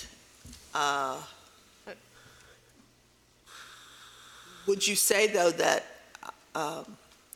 components of the PhD program would be identical to what you're already doing? So no, there are specific courses that we've designed for this curriculum. Some overlap, but many do not. So we've designed a new curriculum specifically for this PhD. Okay. And regarding the certification of these professionals who are already working in the field, yes, and now they're going to get a PhD, is a PhD something that is expected or required in this field? No, it's not. For mental health professionals in general, just practice general therapy, it's not required. They can do it with just a master's. It's just for those that want to advance their education and get more specific knowledge in this area. Okay. So the certification that you're giving now, you're saying it's continuing education. Are you teaching them to take an exam, or are you giving them a certificate as X? So they get certificates of completion for each course they attend. We then put it into CE Broker, which is the governing from the state of Florida, that shows that they completed this. They're required to have 10 hours in each of our subject areas that Florida has put on the board that they require. So they get a certificate of completion, and the state of Florida then recognizes them as sex therapists. So right. I'm sorry? I had a question, but you changed, but by your last statement, you changed it. So they're not just getting CEUs for this, they're getting a whole nother career opportunity. A certificate. Is that correct? Yes. So technically you are a school. Yes, I guess we've called ourselves an institute, but yes, technically we're a school. You look like a school. You walk like a school. I'm a school. Quack like a school. Yeah, okay. You're a school. Okay. And by our statutes, you should have been licensed this whole time. Correct. Well, so the state of Florida grants, so I apply through the state of Florida, the Board of Psychology and the Board of Mental Health Counseling Social Work to provide continuing education. So we haven't operated as a school. People can come and just take one course with us and get continuing education. That's how that's worked. So I've been approved by them to offer individual continuing education. If you add up the number of hours, it adds up to certification by Florida standards, state board standards. So I didn't know that, I mean, there's continuing education I thought was different. So if I'm a professional, for example. Okay. We're just trying to help you out here to figure Yeah, out no. exactly, what you have been doing. So I'm a professional and I come to your institute and I want to take the entire package, all of the courses that you offer. What are you going to give me when I finish? With what I'm asking from you, you would then get a PhD in clinical sexology. Okay. No, but the other courses, how many hours is each continuing education block? 10 hours is required by the state. Can I sign up for the entire block for all of the courses that you Sure. offer? Yes. And what am I going to get if I sign up for everything? Certification in sex therapy. There you go. So it is, But they're individual certificates. yes, but if they take everything, they will get a certificate of. Yeah, what she wants to do now, though, is actually combine all of those so that it's not just individual, that you take the whole thing and instead of getting a step-by-step individual certification or certificate, now they'll get a degree or diploma or I understand that, Mr. Ferguson, but I think that there's another level of training in between that we probably need to ask staff to work with the school, or, I mean, we're here to help schools, but I'm sorry, but it sounds to me like it's a college credit certificate or a post-training certificate of some sort. Do they need to get their certificates licensed as well? Correct. They do. So it adds the dissertation portion, if that's the part you're missing. So it's education, and it's different than what we're already offering. I mean, it's similar to the two others approved in Florida and the one you approved But today. you're still offering classes, and you're also giving out a certificate for that. Right. So Separate. that doesn't matter. Oh, okay. So as a contingency, you're going to need to work with staff to get those certificate programs licensed as well. Right. So can even though we're approved providers by the state Not of Florida? approved by us. Not by us. Okay, so the certificate programs have to be approved. So can I mean, these are separate, so the Doesn't matter. Okay, so I can do that separately? Yes. That's fine. And in the meantime, the PhD? That should be part of your record, okay? Is your degree program and also any certificate programs you have. Okay, that's fine. Yeah, And the I can stop those for post-training, now. postgraduate, whatever you call it. But just work with your staff member. Okay, but I guess what I'm asking is, what if I stop those? I can easily put a stop to those to just do the PhD, which is what I applied for you to today. I think, That's, personally speaking, I think that's a big mistake. You want all different types of consultant hats going on. You want all different type of revenue streams coming in. And if this has been successful for you, why stop? So just work with staff and getting those licensed as well. We'll work with you, but you're already a recognized CU provider, so you don't want to get rid of that. We'll work with you on that, not a problem. okay. Mr. Cressito, Yes, ma'am. I have a question. On your course numbering system, you've indicated that your coursework is 100, 200, and 300 level, which would not be a doctoral level program. So that's a little bit confusing as well, because that does sound like certificate level work or bachelor's level work. In addition, most institutions are not approved with just a doctoral level program. Typically, we do suggest that you start at a bachelor's and master's level and then add the doctoral at a later time. I can't recall if that's a part of our statute or not, or if it's not, okay. No, especially with this program, We have no plans to do a bachelor's or master's. we're trying to work with you here, Okay. okay? Yeah, Yeah, but this particular program is so specific. specific. So Okay. But it's got to have the numbering system that Yes. aligns with doctorate. I wrote I that. agree with Yes. Ms. Mulherin. I wrote that down as a contingency, Dr. Matos. Got it covered. Thank you, sir. Okay. Thank you. And they're not named university, and, True. so you don't need the multiple programs. If she was going to name it university, she would need the multiple programs. So, That's what I could recall. the chair entertain a motion, please? So move. Motion by Mr. Williams, Second. second by Ms. Bradley with the stated contingencies. Is there any further discussion? Hearing none, all those in favor signify by saying aye. Aye. Opposed, motion carries. Thank you. Mr. Chair. And Ashley, you'll work with the school. Mr. Chair, one more observation. I'm so sorry that we did not discuss. Just make sure, because it's our doctoral level, that the library resources are at that level as well. Okay.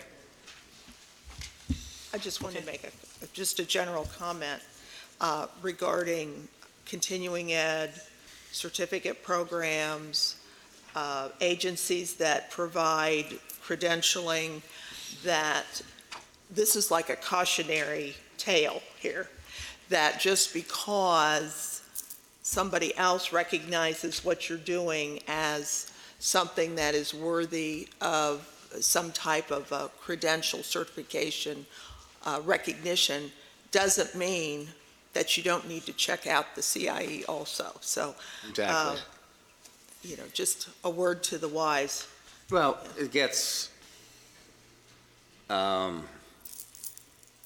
confusing because you can be a test prep, and that could fall under continuing ed, so it's always safer to ask. And to do research. But the people who have done the research are sitting in this room.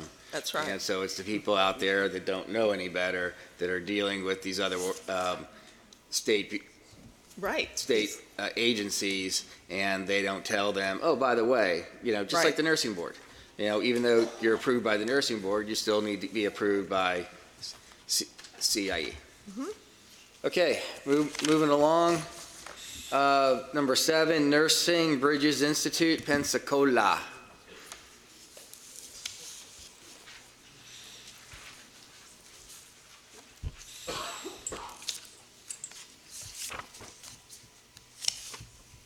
Good morning. And your name is? I'm Anna Honorata Itaman. I'm the Program Director for Nursing Bridges Institute. Welcome. Simon Welcome. Edema, Administrator. Introduce yourself. We want to hear your voice. Oh, Simon Eiterman, the administrator. Okay, welcome. Thank you. Thank you. Questions? Yes, sir.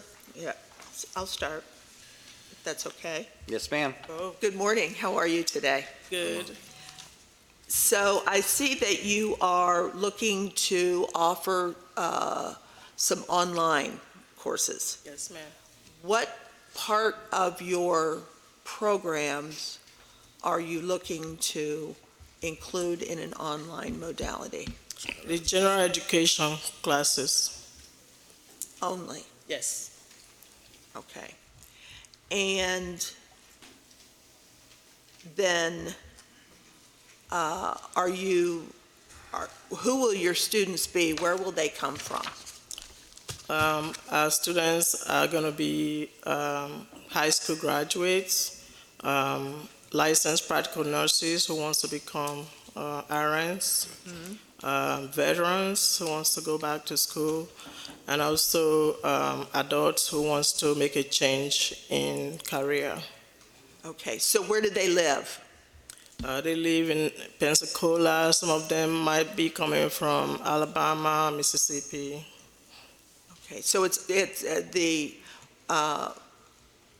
they would be relatively close. Yes. Close by. Yes. You're not looking to recruit out of, neighboring state. Neighboring as an states, extent. yes. Yes, but not California, No, Texas? no. Okay. All right. And have you worked in another nursing program? Yes, ma'am. I teach nursing programs. I also have a school in Texas. Yes, we have a nursing assistant program that is accredited in Texas. And what do you offer there in Texas? We offer nursing review programs and tutorial mentorship. We also teach continuing education for nursing assistants. Okay, so, but you're not offering a professional nursing? No, In not Texas? in Texas, no. Okay, okay.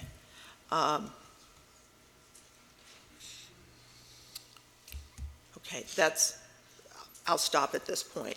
Let me get Do you currently have equipment, nursing equipment? Yes, sir. I mean,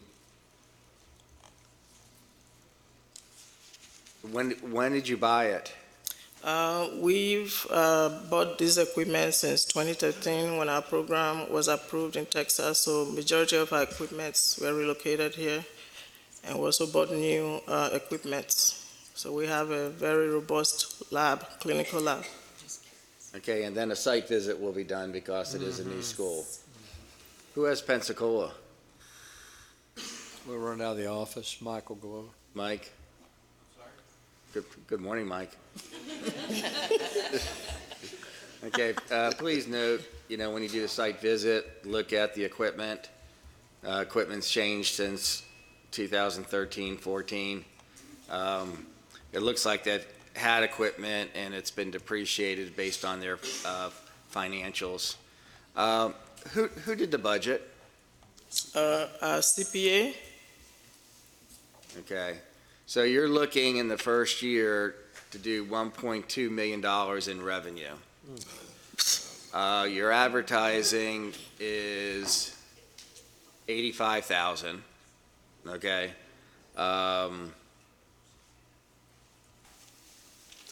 Still under 10%, okay, of your revenue.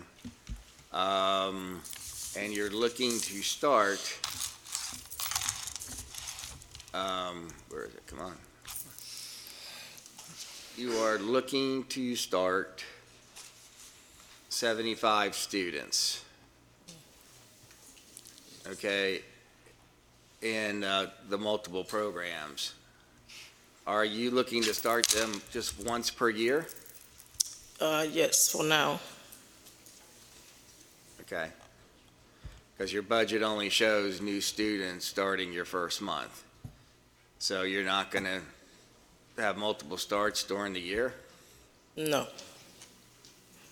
You're not going to have multiple starts during the year? We're going to start with 20 students, and then Okay. I'll progress. That's fine, starting off slowly, Yes. okay? But 6 months from now, you're going to say, that guy had a good idea that we should do multiple starts during the year, because what's going to happen is, as you're going, you're going to have attrition, okay? Students are going to flunk out, disappear, or whatever, and then those class sizes are going to start dropping. Yes. So you might, just on your own, this is a suggestion, not a recommendation or contingency, I would hope that you go back and look at your budget and say, hey, we need multiple starts here, Okay. okay? Yes, sir. That's just a friendly suggestion, no charge. Thank you. Okay, is there any further discussion? Oh, I do. Oh, go ahead, Yeah, jump on in there. thank you. You're welcome. So, a couple of things. Hi, how are you? Good morning. Good morning. I'm just going to mention a couple of things for staff to work with you on. Catalogs are it's really a contract between, since you're working in Texas, catalog is kind of like a contract between the Yes. student and the. Yes. So, catalogs really should not be like, I'm gonna documents, after a while, I am going to do. It's exactly what you're going to be after the student. So you really don't want to commit yourself for something that probably may not happen, okay? Okay. So for that reason, you need to remove comments or reference to getting in the process of seeking accreditation, because you don't have it. And in the world of memberships, just because you're signed up to get listings or mail, that doesn't mean that you're a member of. So you need to delete that as well. Okay. Okay? I know that you're going to be, your learning platform is Canvas, correct? Yes, Oops. ma'am. Let me just be on the microphone here. Your learning Canvas is Canvas, correct? Yes, ma'am. And your courses, you're going to be offering Gen Ed and the pre-science courses online, correct? Yes. Okay. Who is your online education coordinator, manager, whatever? Online coordinator manager. Yeah. That's going to be Ike and Russell. Russell Gallion. Russell Gallion. Well, Russell has a bachelor's degree in information technology and business marketing. I'm really looking for someone that is going to manage your online courses. Who's going to be managing that? I'll do that. And also I have Miss, what's her name? Jennifer Williams. That will also help us with that. So can you tell us then a little bit about your experience in distance education? I don't have an experience in distance education, but I have taken online classes myself, so I do have experience from a student point of view. There's a, if I may, with all due respect, there's a huge difference between taking online courses, delivering online courses, and managing online courses. I mean, it's a different gamut. So that's an area of concern that I have, Mr. Chair, could we be quite honest? So honestly, for the record, that's an area of concern because You want an online plan. there's got to be, just because they're submitting an application that they're going to have Canvas, it's the monitoring, I mean, we all know that, okay? Third, I don't know which number am I at? Okay, your faculty. Yes. When I take a look at your faculty, you say that your courses are going to be online for Gen Ed and pre-science, both for the PN and the ASN, right? Just for the ASN. All the ASN, Yes. gotcha. But the other stuff is going to be on ground, correct? Yes, ma'am. What location is it? Where is it Pensacola. located? Pensacola, okay. So all of your faculty that you're listing in the catalog is in Texas, comes from Texas. I take it that they have a compact license, Yes. but where do they live? Do they live in Texas or do they live in Florida? Okay, so I do have 4 faculty members that are in Florida, and the rest of them live in Texas, but they have assured me once the program is approved, they will be coming to Florida. So that's another concern that I have, Mr. Chair, okay? Yes. So we'll put that down there. And let's see, and I am going to kind of stop because I'm sure that Ms. Bradley or Ms. Mulherin have other questions before I get to the next. Okay, we appreciate that. Thank you. Thank you. Yeah, well, I'd like to follow back up with Texas, if I could. Yes. From what I understand, you shared with us a little while ago that your Texas operation is test prep, review, We have a nursing assistant program. and you have a nursing assistant program. Yes. That's new. So you are, you hold a license, a school license? Yes. And who is that license issued by? By the Texas Workforce Commission. The TWC? Yes. Uh-huh. And how long have you been licensed in Texas? 2013. Since 2013? Yes. Do we have? We're going to verify. I have that. I sent it to Mr. Brady Lyons, and our program is accredited in Texas. It's accredited? Yes. By? ABHES. By ABHES. So why come to Florida? Because we plan to, myself and my husband, we plan to move to Florida. We plan to retire here, so this is, goal, moving to Florida. Now, are you keeping is the Texas school Is that, We eventually we're gonna sell the school. you're going to sell it, Yes, but you still own it now? yes. The accreditation, ABHES? you have ABHES accreditation? Yes, sir. For just a nursing assistant program? Yes. I'm not, I'm sure you're probably right, but that's the first I've heard of that one. And Actually, what we not teach. to interrupt Ms. Bradley, but why are you, if you're doing so well in Texas, why are you wanting to come to Pensacola? As you told Dr. Matos, all your faculty is in Texas. It's Not like all my of them, exes sir. live in Texas. Why would you come to Pensacola? We have 4 faculty members that are currently in Florida, and like I said, our plan is to relocate to, actually I've already relocated to Florida. This is where I want to live. I've lived in Texas for over 20 years, and I plan to retire in Florida. So part of that plan is settling in Florida. And you're planning on bringing faculty? Yes. And you're bringing all your equipment? Yes. And I was looking at your equipment. One of the newest things you have is 2011, and that's a paper towel dispenser. And looking at all of what you have here, we've gone through this with nursing programs. How many students did you say you thought you were going to try and start with? 20. 20 students to start with? Yes. Actually, you couldn't support more than 20, not looking at your equipment. And this stuff, the newest stuff you have, quite honestly, is 2011. And there's been a lot of changes since 2011. Yes, so we have a lab that is set up now, and My recommendation, Mr. Chair, not to belay the point here, but what I would like is, given what we're talking about, and it's been such an issue in the past, if you have a location in Pensacola now, Yes, you have sir. something, I would ask that they delay 90 days, give us an opportunity to go over and take a look at where it is they're wanting to set up, take a look at the equipment they have in place, take a look at exactly what they have in terms of being able to support this program. I want to also check ABHES. I can't imagine, I'm sure she's right, I can't find them.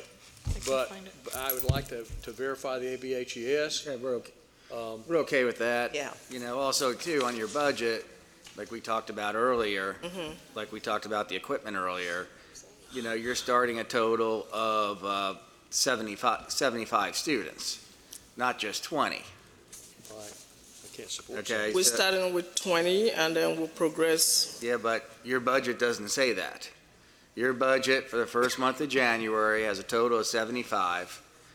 For that's not nursing, correct. you have 40. That's your associate's degree in nursing. And then in practical nursing, you have 35. Actually, that budget was revised, and I sent a revised copy to Mr. Lyon. I don't think what you Okay. have is the current budget. Well, I don't have that, Brady. Will you verify that at one point in time? But I think that suggestion by our executive director is a good one. Yes. Do you want to explain it? Yes, ma'am. So essentially, because your application is complete, we have 90 days in which the commission has to make a decision. Okay. Now, you can waive that 90 days and come back when maybe the paperwork is more in order, maybe based After on the some site of the... visit. After the site visit, based on the comments the commission's made. But essentially, you have a right today to have an opinion. I can't tell you what that opinion or what that decision would be. In the alternative, you can waive your right, come back to the next meeting or the meeting after that, and re-present your request for an application, a license. But if you want to do that, you'd have to waive your 90 days, or you're entitled to a decision today. I just don't know what that would be. We'll wait. You'll wait? So you'll waive the 90 days? Yes. Okay. And then you'll work with Brady, maybe address some of the concerns that the commission's had, and we will see you back. Mr. Chair, Mike, when you get on I-10, you just head west, And if you see welcome to Alabama, that means you've gone too far. Carlos, we're going to fly you up also to come to Tallahassee, and Yeah. we'll send 2 of you over there. Go ahead, Mr. Williams. Welcome to Florida. Thank you, sir. Now, you said retirement 3 times. I don't know what that's ever going to look like. But one thing I can assure you is, nursing is not a retirement venture. So, when you come back, you need to let me know how you're going to ensure that these students, if approved, are going to be guaranteed to complete their program, just in case you really desire to retire, be on the golf course, maybe fishing, whatever it is. But you can't come here and open up a school, grab 20, 30, 40 students and then say, you know what, I'm really sick of this. All right? Thank you.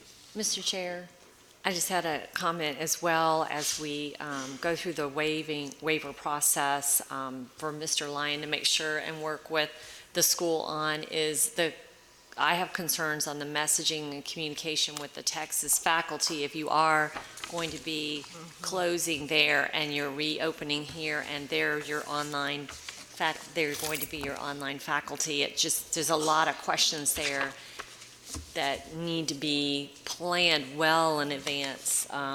The answers need to be planned well in advance. Communication is going to be key.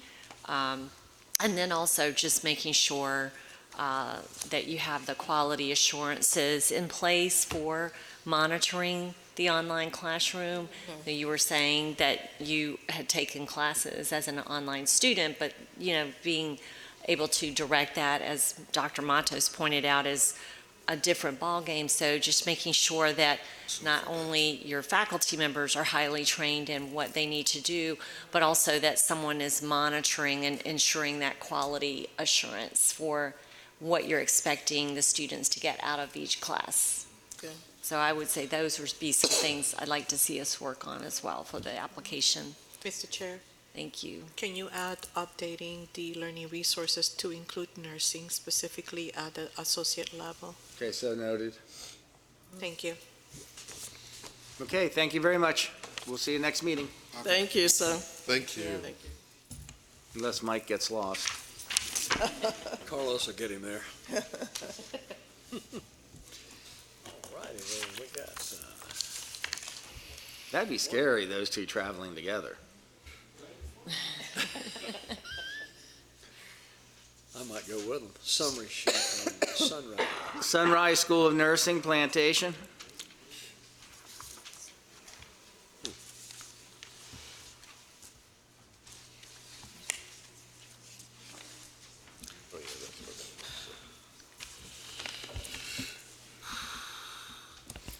Good morning. My name is Lynn Chansey. I'm the Director of Nursing and CEO for Sunrise School of Nursing in Plantation, Florida.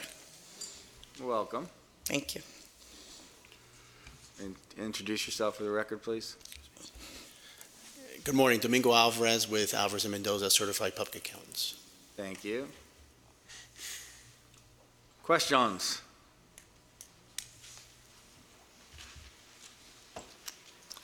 I'll begin. Go ahead. Good morning. Good morning. How are you doing? Great. Good.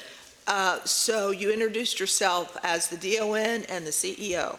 Correct. Are you the owner? I am one of the owners. Okay. All right. How many owners are there? Me and my husband. Okay. All right. Just to get all that clear. Sure. Is he going to be working in the school also? Yes, he'll be the business office manager for the school. Okay. And what is your experience? I have been a nurse over approximately 19 years. I am a nurse practitioner. I have a master's degree in nursing, and I am certified as an acute care and gerontology nurse practitioner. Also have been teaching in various colleges for the past 6 years. Okay, so that was what I was looking for, to see what kind of experience you have. You've been a faculty member. Have you served as a DON? No, I have not. Okay, that's a huge job. Welcome to the world. Yeah, Thank you. huge, enormous, because you're you will be managing the nurses and the students. So that's a big job.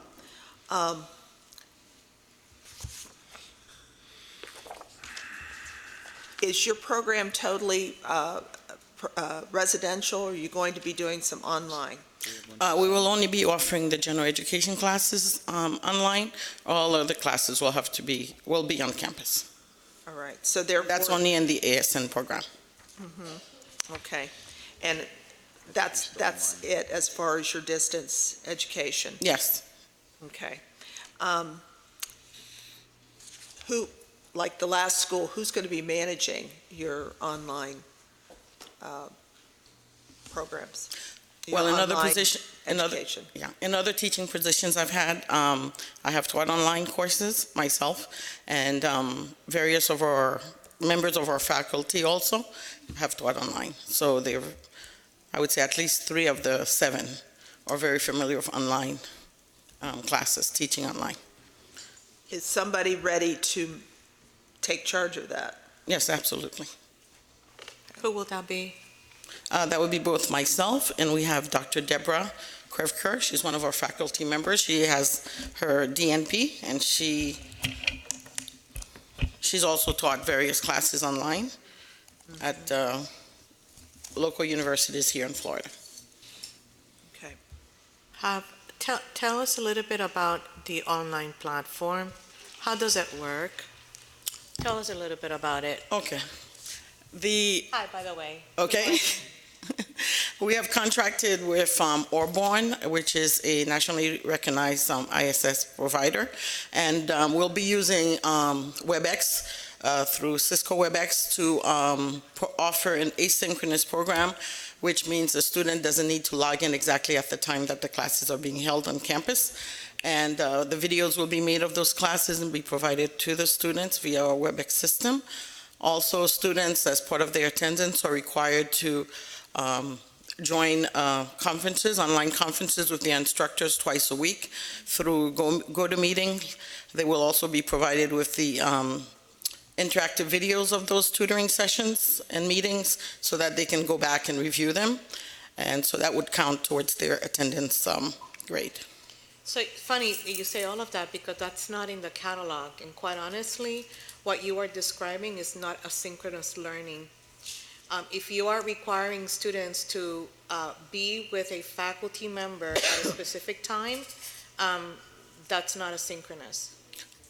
What I said was that the classes themselves would not require the student to be there at a specific time. However, twice a week there will be follow-up with tutoring and review of exams, and that would be done through a GoToMeeting style kind of webinar.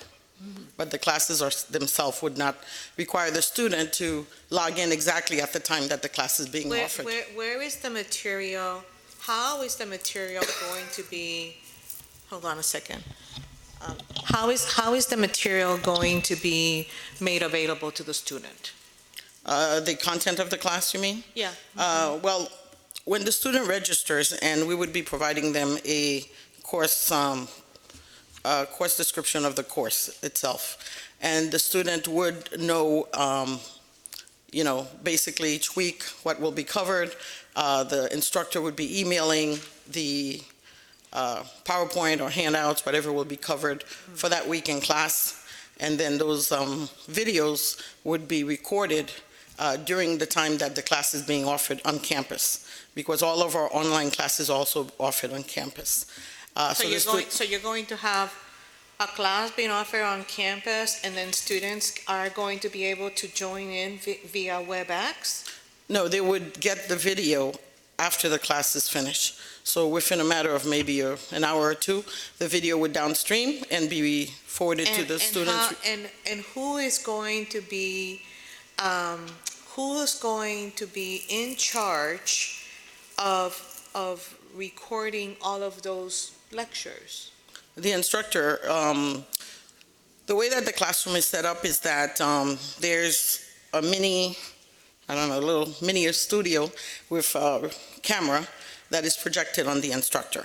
Also, anything that the instructor writes appears on the screen of the computer, so the student would be able to visualize it wherever they are. What program are you using so that, or what platforms are you using or equipment are you using on site to make the material almost instantly available for recording?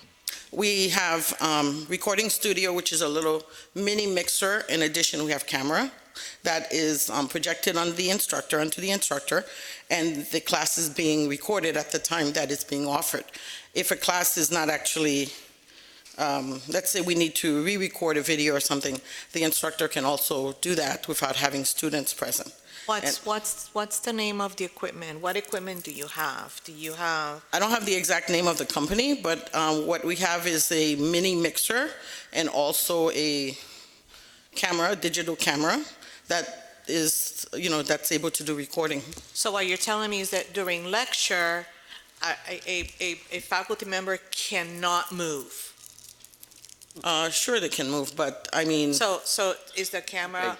Is a camera motion sensor that is going to be able to follow? It's not motion centered, but basically, the instructor will be sitting there. We have the recording mixer. We have the camera projected on the instructor. Whatever they write on the electronic board, let's say they get up, and you wouldn't see the instructor getting behind the podium, but whatever he or she writes on the electronic board would be visualized, would be able to be seen by the student. Okay. I've used it before and it's worked very well. Okay. I am confused. Okay. Yeah. Thank you, Mr. Chair. So you're offering on-ground classes. Correct. And are you going to offer online classes? Only for the general education portion. Correct. Is that online class going to have a teacher teaching that class? Correct. 100% of the time? Correct. Is what it sounds like to me. Okay, the teacher who's teaching the online class, all the streaming, or threaded discussions you're going to have is coming from the ground class, because you said like they come in twice a week, they do this, and for tutoring for that. Is it going to be a structured class identical to the day class? Same syllabus? Correct. Same syllabus, except the delivery will be different. In other words... I understand the delivery will be different, but is the content it's the content that has to be the same. Correct. And there has to be an assigned teacher to that class, where it's just not the student's responsibility. Oh, you're in an online class, you just need to go get your assignments, and you need to look at this lecture, that lecture. Why isn't, you're going through all this with the on-ground teacher doing the presentation and filming it, why isn't the online teacher doing that for his or her class? So from what I understand of the question you asked are you assuming there'll be two different teachers, one online and one on campus? Is that, I'm not understanding the question. If you're offering an online class, there needs to be an online instructor for that class. You just can't let the students, say, you need to go online and listen to this lecture, or watch this video, et cetera, et cetera. Okay. Okay, you have to have a teacher for the class. Right, the teacher would be the coordinator of the class. The reason I mentioned 2 times a week is because as a support to the student, there will be tutoring sessions online with those students. It's not that student would be... Why is it tutoring sessions? It should be learning sessions online as part of the class. Well, maybe I'm using the wrong word. These are webinars to support the content of what the student would be. But is there going to be a curriculum online for the online class? Absolutely. I'm not getting warm fuzzies about this. Neither am I, Mr. Chair. Okay. My recommendation would be to drop the online delivery, because I don't think they need work at that. They need to get some expertise at that.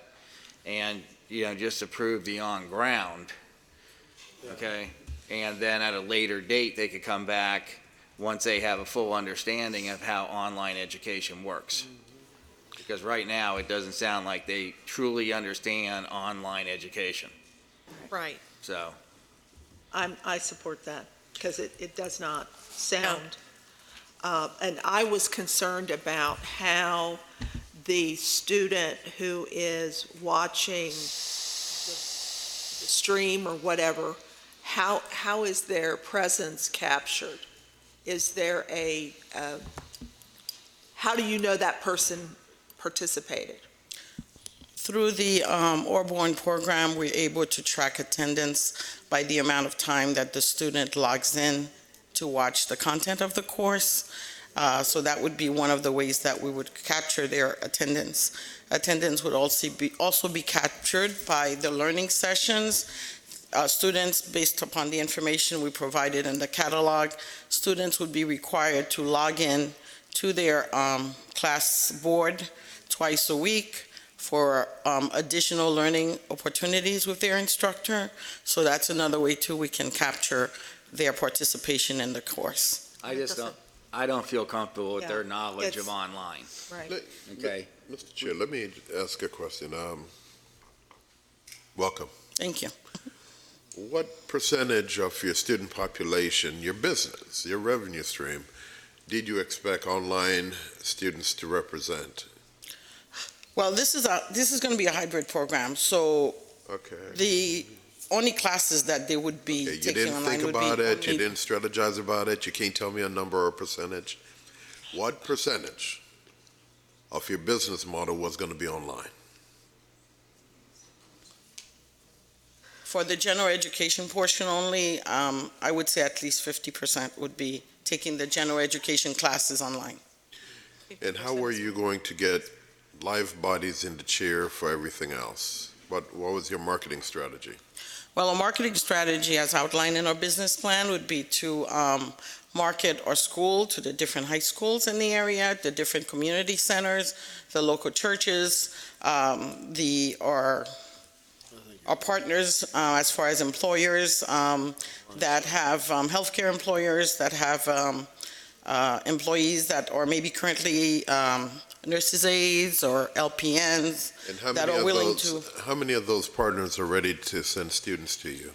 I'm not sure because we haven't gone out there to really market, Of so course. we don't know. Oh, no, Mr. Chair. I think this business model is all or nothing for them. I don't know how they're going to be able to do it without the online component. Well, they can. I mean, the same way we've done it before online came into existence, is that students come to class, they come to English, they come to math, I got you. They come to school. So that's why I'm suggesting that the motion, we should change the staff recommendation, approve it as an on-ground school, and then they could come back later after they get a better understanding of online education, because they're not, from what I've heard today, and Lynn's an expert in online. I mean, most of us have been around online, that there's a disconnect here.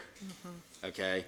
They could come back in, 4 months, once they have a better knowledge of online, and we can add it.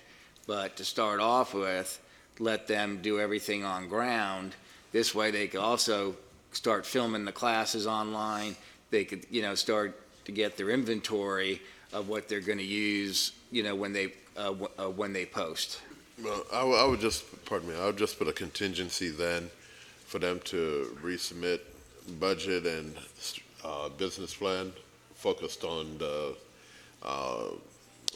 brick and mortar system, because what I'm hearing is different than your rationale. What I'm hearing and what I'm looking at the teachers and the courses each of these teachers are teaching, I don't think the teachers, your professors, are ready to sit there in the classroom and teach each of those courses to 20 students, 10 students, or what have you.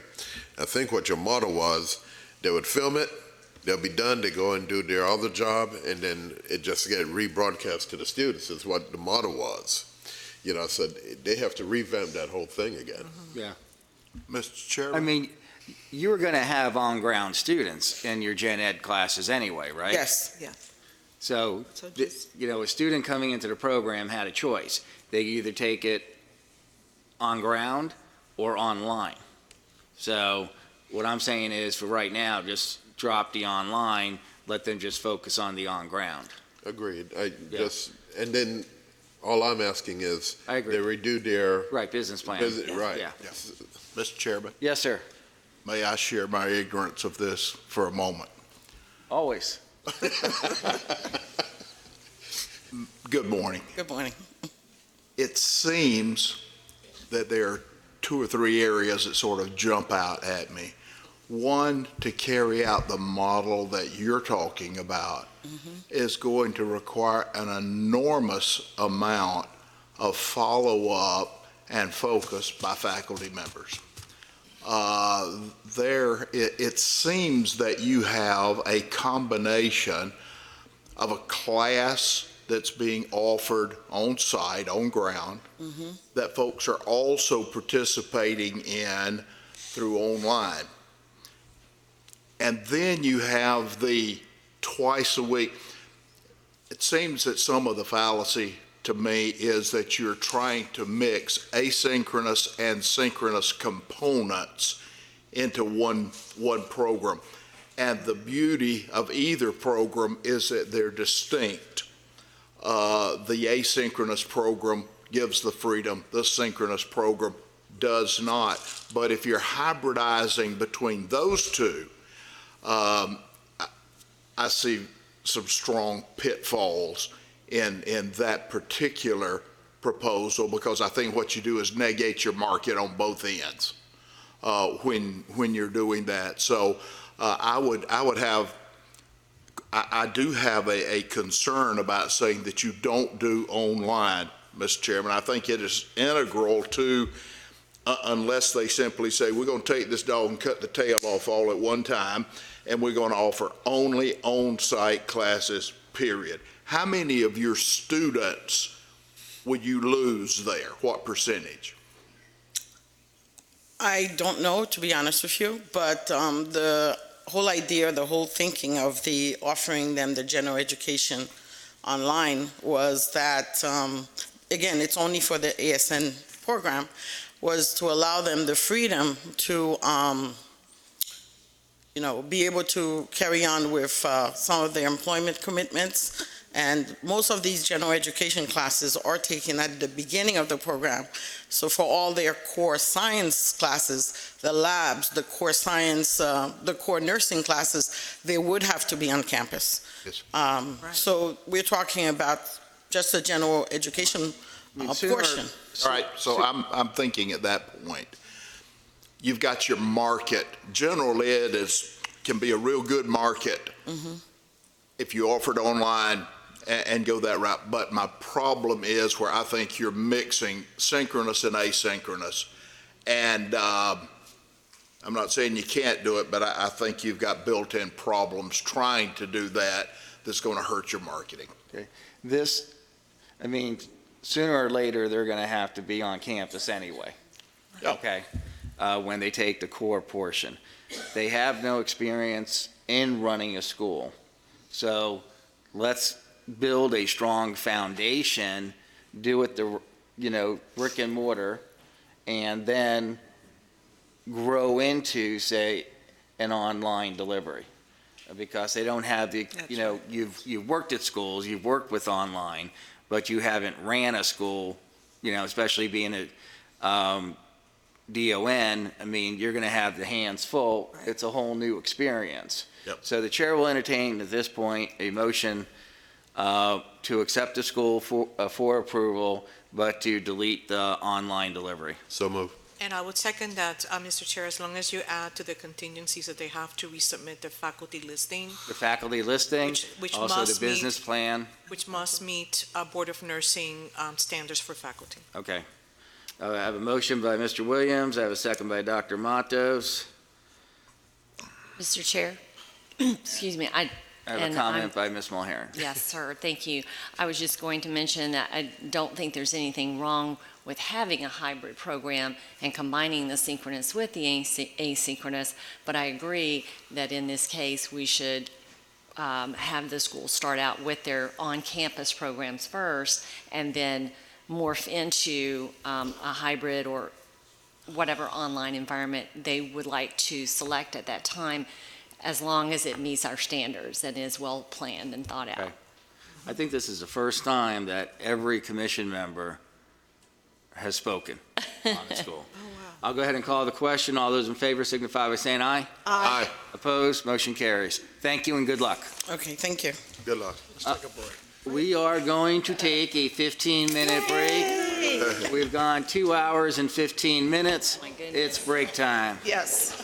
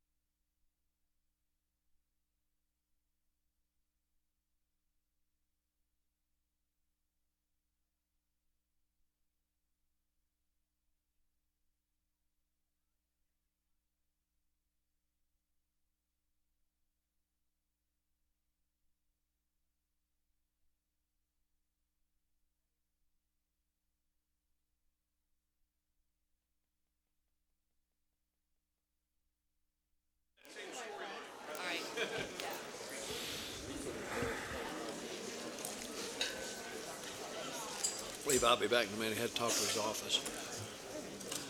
Oh, shit. Mike's hot. Password.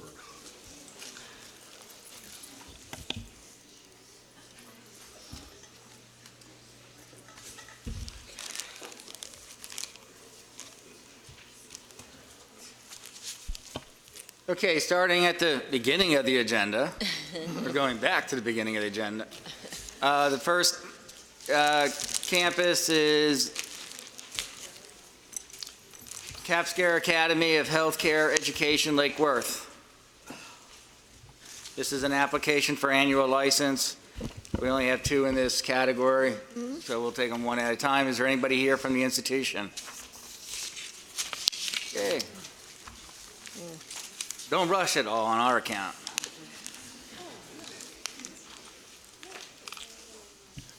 One of those mornings. Good morning, I'm Dr. Jose Otero Consulting Group. Ms. Tanya Hacker could not make it. She had a personal emergency with one of her children, serious enough for her to miss the meeting. She doesn't miss them usually. Okay, at least you're here. Okay, the chair will entertain a motion.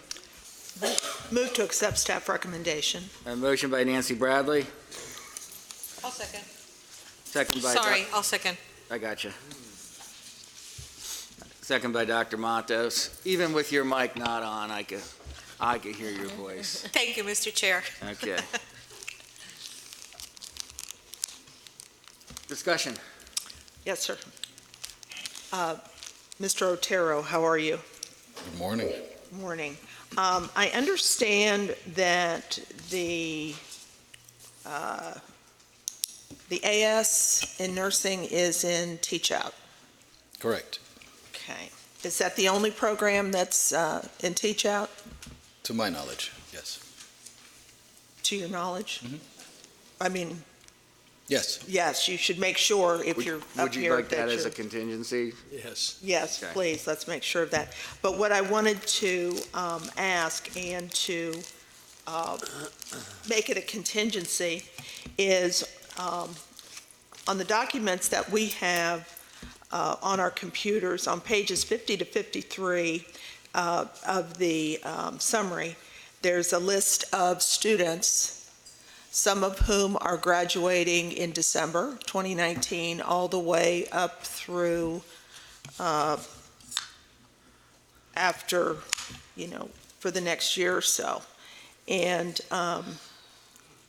we have limited information on those students for the reason that I know that the last entry in that spreadsheet was in August, but the materials are due in August for this meeting, so I understand that. But I would ask that in the upcoming reporting that you're going to be doing in March and July, that you have full details on each one of those students that are in Teach Out, and for example, all the students that are coming up to graduate in December, okay, that we have then what happened to them. Did they indeed graduate? If they graduated, did they sit for the exam? And so forth. And obviously, we'll be tracking the test passage rates as you go. But I wanted to make sure that we got the detail, and that the staff has some good thoughts, good ideas, and procedures for information to include, because so that there's sufficient detail for the staff and for the commission to see how those students are doing, so that they're all being taken care of. Will do.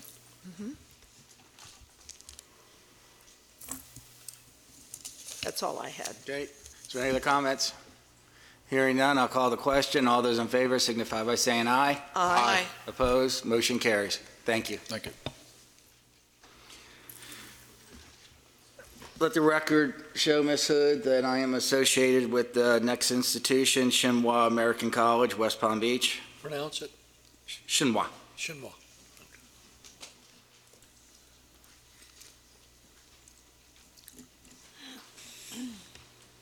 Chair will entertain a motion. So moved, sir. Motion by Dr. Matos, Second. second by Ms. Bradley. We have guest. Ni hao, hello in Chinese. My name is Rochelle Moore and I'm with Kaiser University. Good morning, Mr. Chair and Commission. My name is Chen Liu. I'm the Operation Manager of Tsinghua American College in West Palm Beach. Thank you. 大家好，我是来自中国新华学院的副校长，非常高兴能够参加今天的 CIE 大会，请多关照，谢谢。谢谢。I'll translate that. This is Mr. Qi Ma, who is the Vice President of Tsinghua University in Anhui, China, and he said it's a great honor to be here attending the CIE meeting, and he's learning a lot, and he wants to show his full support to the growth of Tsinghua American College here in Florida. Thank you. Good morning. My name is Xun Li. I'm working for Kaiser University International Affairs Department. Welcome. This is the private, the huge university. They have universities, they have vocational schools. So. They have the, I think I saw the CD. Yes. Yeah. Oh, yes. Huge, yeah. How many campuses do you have over there? In China? Uh-huh. We have 2 schools in China. But one larger one called the Tsinghua University, which is Mr. Mao's school, it has 4 colleges underneath the administration of the university, including 1 medical school and 1 a school of business. And how many students? Well, in rough counting, there are 40,000 in total. At just the university? Yeah, just in that university, Tsinghua University. And how about the other school group? The other school called the Tsinghua School in Anhui, and it offers vocational majors, and that one has about 5,000 students. Okay. Discussion. Hearing none, all those in favor signify by saying aye. Aye. Opposed? Motion carries. Thank you. Thank you. Very much. Application for extension of annual license none. Application for annual renewal 1 through 13. Ms. Mulheron. Consent, please. I have a consent request by Ms. Mulheron. I'll second that. I have a second by Dr. Matos. We are in discussion. Hearing none for consent. All those in favor signify by saying aye. Aye. Opposed? Motion carries. Ms. Mulheron. I have number 1, number 9, and 11. Dr. Matos. None. Dr. Kitchen. None. Okay. Oh, I forgot you were wearing your ear thing, so you can hear pretty good. Huh? You got your ear thing in. Ms. Bradley. Yes, I have item 4, 5, 9 was already called, and that is all. Mr. Williams. I have none. Okay. See, you're confusing me. You know, you're all shaved, your head, everything. Meanwhile, Joey's growing his hair out to be a hippie. Ever since I saw him last night, I'm like, what's different about Joey? Yeah. And all of a sudden I realize he has hair. Well, he's a businessman now. Yes, I know. So. His persona has changed. Okay, for consent approval will be items 2, 3, 6, 7, 8, 10, 12, and 13. Move to accept staff recommendations. Motion by Ms. Mulheron. I'll second it. Second, Dr. Matos. Discussion on the consent items. Hearing none. All those in favor signify by saying aye. Aye. Opposed? Motion carries. Thank you. To the crowd, if you're on the consent agenda, if you are approved, okay, please don't go running back to your institutions and make the changes. Make sure you wait until you get the letter from staff. okay? But sometimes people go back and they make the changes and there's contingencies, and you're not really legal to do that yet, so. Okay, number 1, American College of Health and Sciences, Margate. Yes, move to accept staff recommendation. A motion by Ms. Mulhern. You okay, Ms. Bradley? Yes. You need some water? Second. I'm going to get some more water, yes. I have a second by Mr. Williams. We're in discussion. Yes, I pulled this one. Is there anybody, are you here for this school? You are. Come on on. You're welcome. Delilah Bartolome, Director of American College of Health and Science. Ana Gonzalez, Admission Director. Welcome.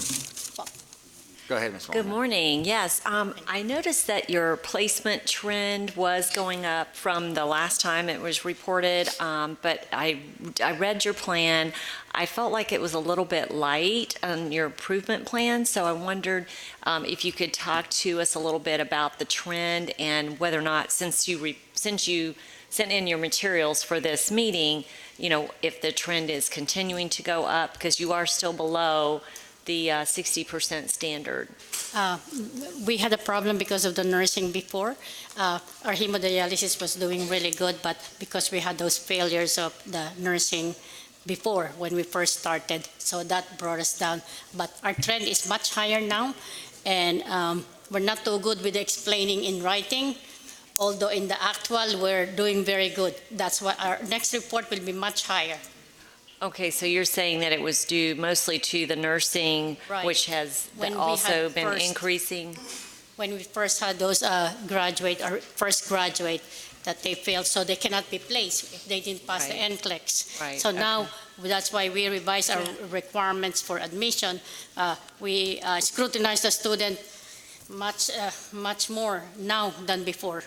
We Okay. don't just take any student, we make sure that they have high score with a HESI before we take them into the program. So our passing is much better, so employment is much better. I see. Okay, so you've tightened up your admission standards, and That's that has correct. shown the trend of We had to, both. because we're going to be suffering if they don't have a good score with the HESI, and then they cannot even pass the NCLEX. Okay, so do you anticipate then the next time you report the number that it will be over the 60%? Or Much you're not higher sure? than 60% this time. Much higher than 60 as well? Oh, well, good. Well, congratulations. Keep on that track then. Thank you very much. I just wanted to clarify. Thank you. Mr. Chair. Go ahead. I just wanted to follow up. Good morning. Good morning. Wanted to follow up on that placement explanation. So if your students fail the NCLEX the first time, they Right. cannot be employed. What do you do with those students? Right now, we have remedial for them. They're taking actually 2 reviews, and the 2 of them will be taking the NCLEX again next month. So we will know in next meeting how they did. Okay. And then we now, with our current student, we hire a specialist for the NCLEX review. Okay. So that's good to hear, because placement can always go up. No That's matter correct. what happens the first time, they can take it again, and you can help get them employed. And especially since you're looking at accreditation, That's correct, yes. and you've applied. Yes, we did. And I attended a workshop in Virginia. Okay. So we did the initial and all that, so we're just Have you submitted organizing. your actual application? We submitted it, and we submitted our financials with them too. So Okay, so you're in the pipeline. Have you had an orientation visit? no, not yet. Not yet. I think as soon as they're done scrutinizing our financial, then we will have orientation visit. Okay, yeah, placement is obviously very important to serving your students, but you know, just because they failed the first time doesn't mean you're Right. finished with them. Our placement will be much better because our recent graduate, they passed the exams in one go. Okay, great. Thank you. Is there any further discussion? Go ahead. Good morning. Good morning. How are you? How many students do you have in the diagnostic medical sonography program? Right now, we don't have anybody in that program. We're trying to make sure that we get each department down pack first. When we first started, we just got the hemo down pack. Now that it's all set, we started with the nursing. So as soon as we get our nursing down pack and everybody's passing the NCLEX, then we will start to concentrate on the diagnostic sonography. We just want to do it department by department, so we're not so scattered and doing everything. So you have not started any students in that program? No, not yet. Okay, because that program requires affiliations with hospitals and also requires programmatic accreditation. Just wanted to give you an FYI Right, on that's that. correct, yes. Okay. We're very much aware because our consultant prepared us everything for that one. But we just want to get our nursing department all set. If it's 100% already, then we will go into the next program. Excellent. Thank you for clarifying that. You're welcome. Okay, is there any further discussion? One more. You still have 14 instructors that show? No, show- right now we have 7. Okay, update us on that if you don't mind. Since we did not continue on with the sonography, so we dropped those 2 instructors. That's fine, just update because we still show 14. Okay, we will update the records. Okay. Yeah. Okay, hearing no further discussion, all in favor signify by saying aye. Aye. Opposed? Motion carries. Thank you. Thank you. Just as you're done. That didn't come out the right way.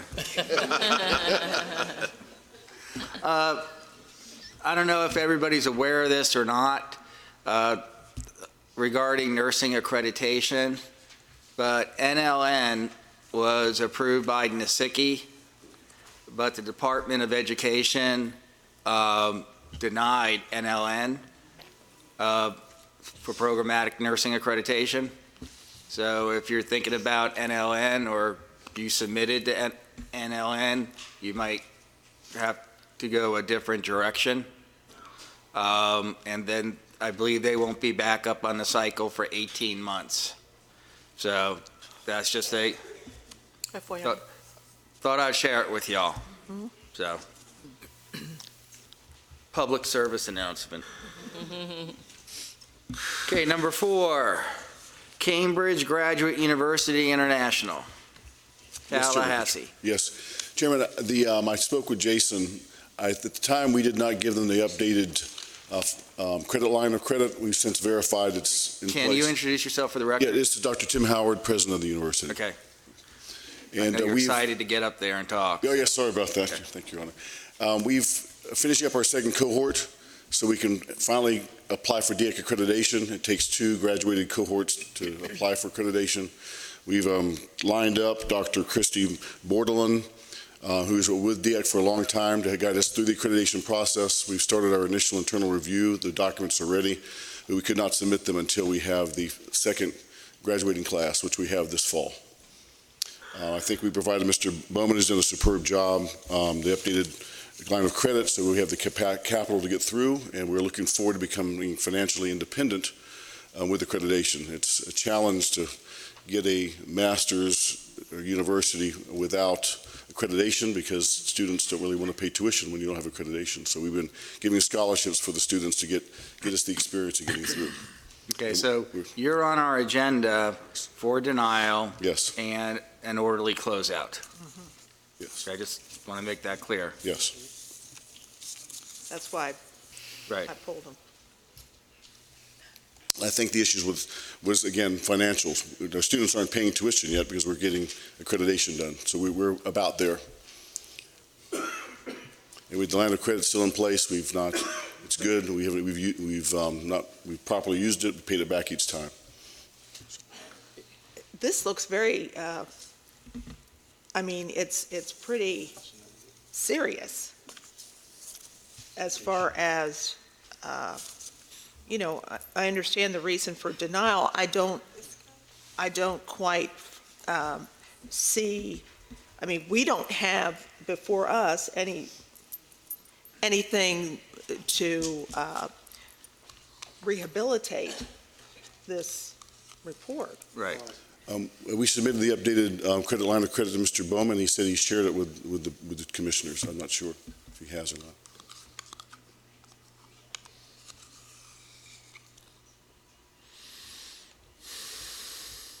Staff, you want to help us out a little bit? A little bit.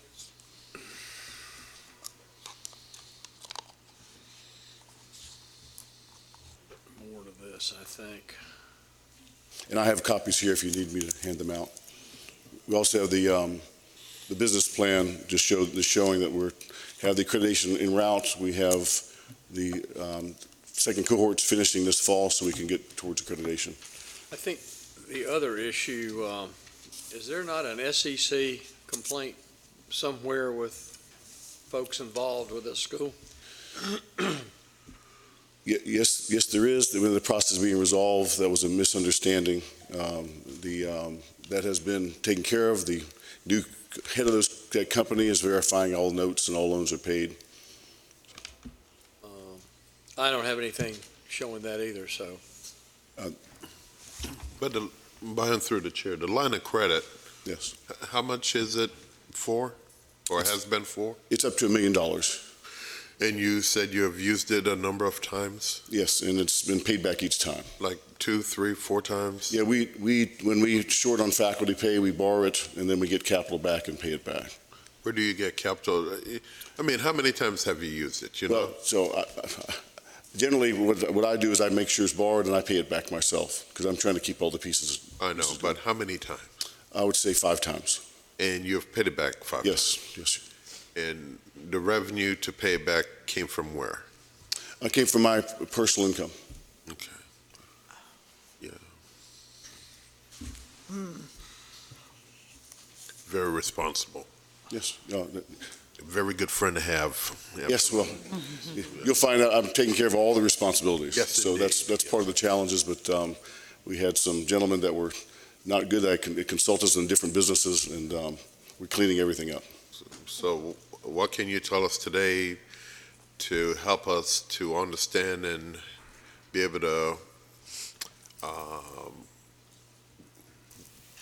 believe that you won't need to use that line of credit again and pay it back from your own personal income, but instead from the revenue stream from the school? The challenge with the school is without accreditation, students don't want to pay a master's tuition levels that we have. So we've had to keep it going. We've had their second graduating class this fall. And so with accreditation, we're able to actually charge tuition, able to do proper marketing, and people will pay tuition for a university that's accredited. It's good. Did you have any students in 2018? Yes, we've graduated 20, and I think we currently have 7 that are finishing up this term. Originally it was. Why does your P&L show 0 tuition? They were all scholarship students. To get numbers?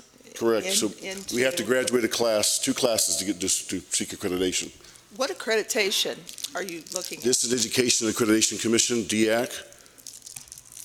Well, I mean, I know all the accreditors look at financials too. Correct. Have you discussed this with them? I mean, are they aware of your situation? Because you're telling us you're relying on this as something that's going to happen because you will have been in business long enough and had graduates and all that kind of thing. Yes. But your financial position is very, very stressed right now, and you're telling us you're repaying your line of credit personally. Yes. Have you discussed this situation? Have you presented it to them or talked to the executive director to see just how will this go? I mean, they may not be, I would think that would be something that if I were in your shoes, I would want to do, kind of find out ahead of time. How does this look? Correct. So it's similar to the business analysis for the licensure. It's almost parallel to the accreditation. They're consistent. And so we've worked with Dr. Gwardalin, who's with DEAC, worked with them for a long time. She's our consultant. She says as long as we get the accreditation process going, we can show the business model. We'll assign the proper marketing. We have a good analysis. It's just a matter of getting the accreditation so we can get students that'll pay. I understand the position that you're in. I really do. I really do. And Dr. Bordelon, I've known her for many years, and she's quite good at what she does. She's worked with schools. Yes. in DEAC. She's not with DEAC. Correct, no, she Yes, worked with, yes, years ago, I think she was with DEAC, and now she works with. She works with schools. Correct. Okay. And we're pleased to have her on board, and so we're navigating to the next process. Mhm. I still feel very uneasy about moving forward at this point. I see that he's very, sincere about wanting to be successful. We're happy, if maybe a report from Dr. Bordelin might make the commission more comfortable. I could have her do a report. Bring them back in January.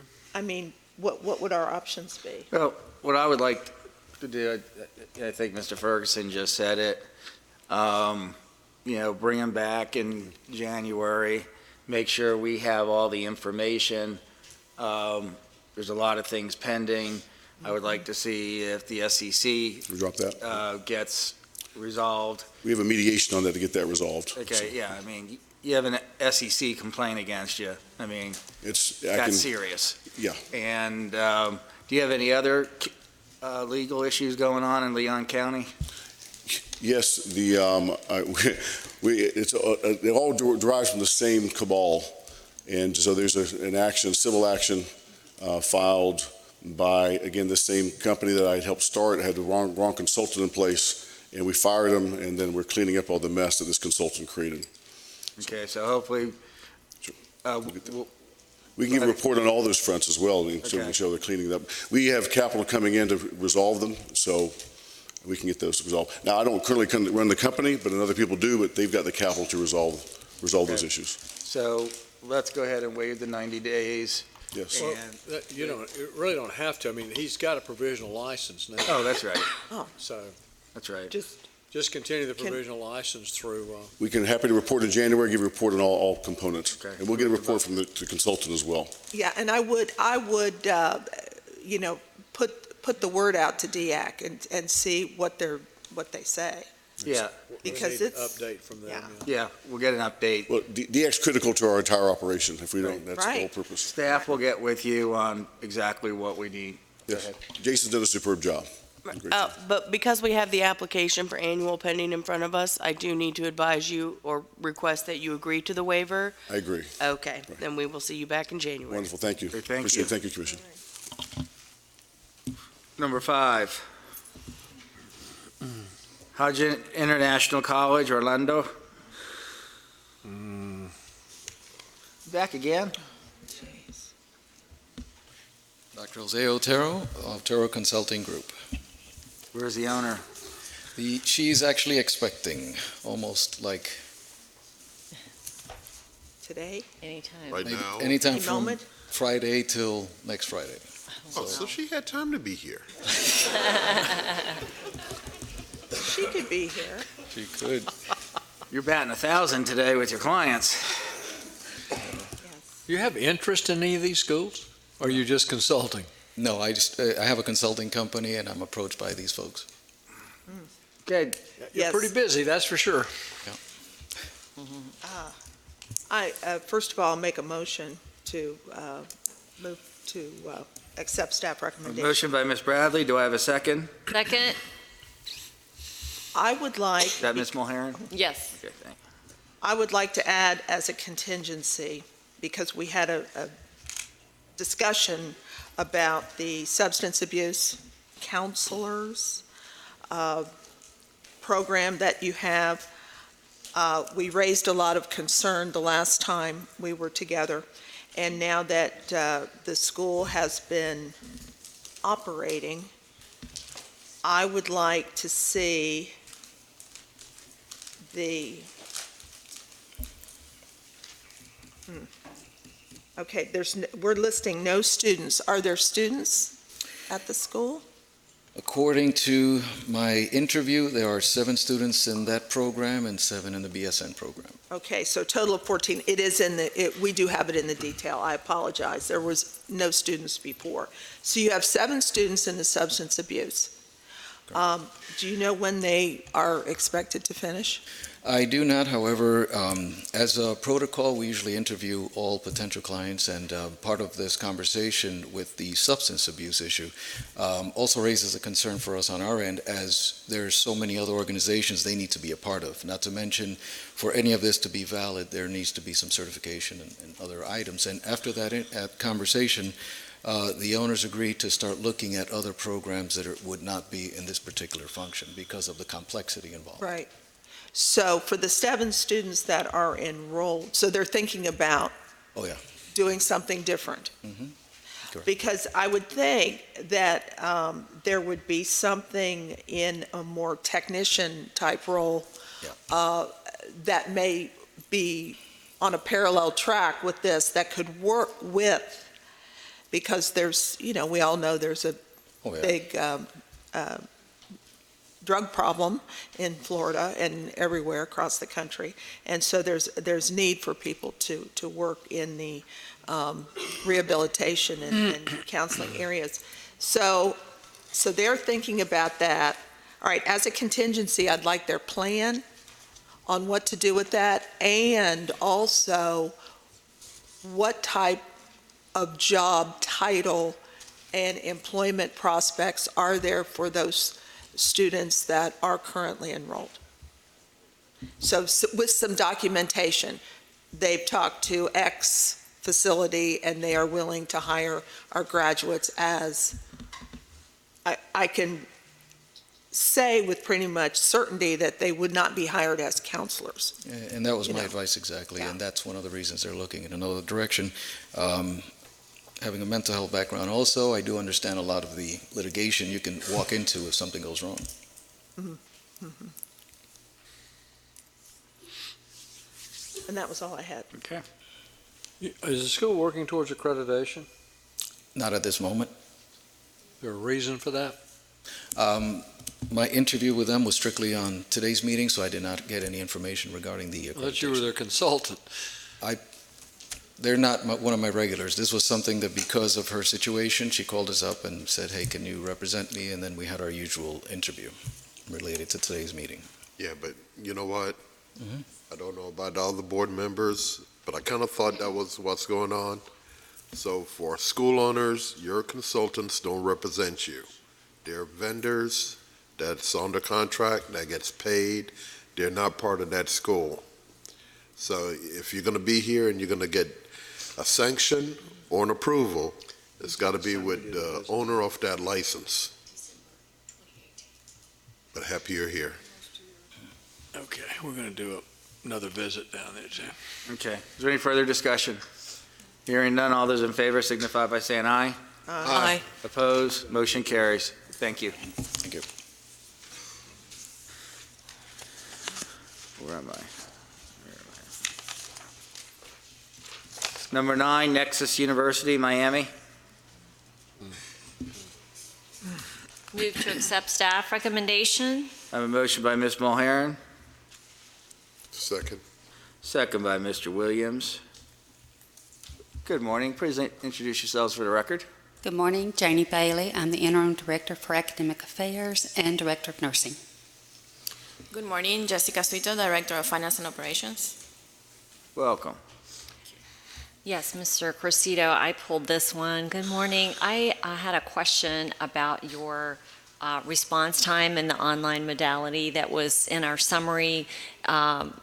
Response by faculty to student concerns was listed as 48 hours, and I was comparing that to your class size, which was proposed at 25:1, and so this is not a regulatory requirement, it's just a recommendation that you may want to plan to reduce the class size for the online asynchronous model so that the faculty can answer within a 24-hour time frame, because it's particularly important in an asynchronous modality for the students to be able to be in touch with their faculty member more quickly than 48 hours. So just a recommendation. Thank you.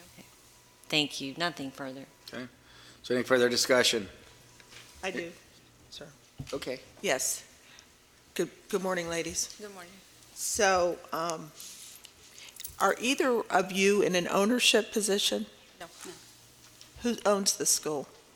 Universidad Mayor, it's a You- Chilean, I'm sorry. Universidad Mayor, which is a Chilean university, they own Sur Inversiones, and Sur Inversiones owns Nexus University. Sur Inversiones and Nexus are both American entities. And how long have you been affiliated with the institution? At least since 2014. And you? 1 year. 1 year, okay. Because I know we've had several different sets of leaders at the institution who will come before us over time, and so I was interested. Do you have other locations in the U.S.? No, just our campus in downtown Miami. Just Miami? Yes. Okay, and then Exactly, there's 12 campuses in Chile. in Chile? For Universidad Mayor, yes. Okay. They're accredited by middle states. Right. Yes. Do you have students in every program? We currently have students in the RN to BSN, MSN, and the business program, yes. Okay, great. And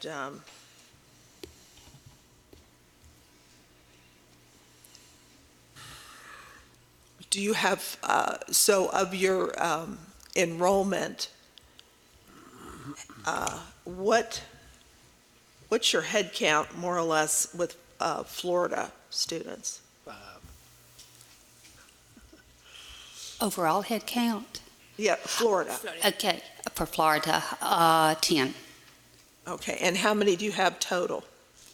We have 31. Okay.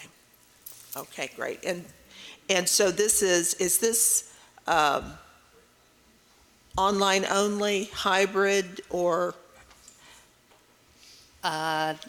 Okay, the nursing program, all theory is online, then they have the clinical experience, or the experientials and the clinics, and then the business program is strictly online. Okay, so the students in the nursing programs do the clinicals only? With the RN to BSN completion Oh, I see. program. The completion program, okay. And then the MSN, and then they have their clinicals at the clinics, and in the RN to BSN, that's community health and community clinics that they go to. Okay, so the students that are not Florida students, okay?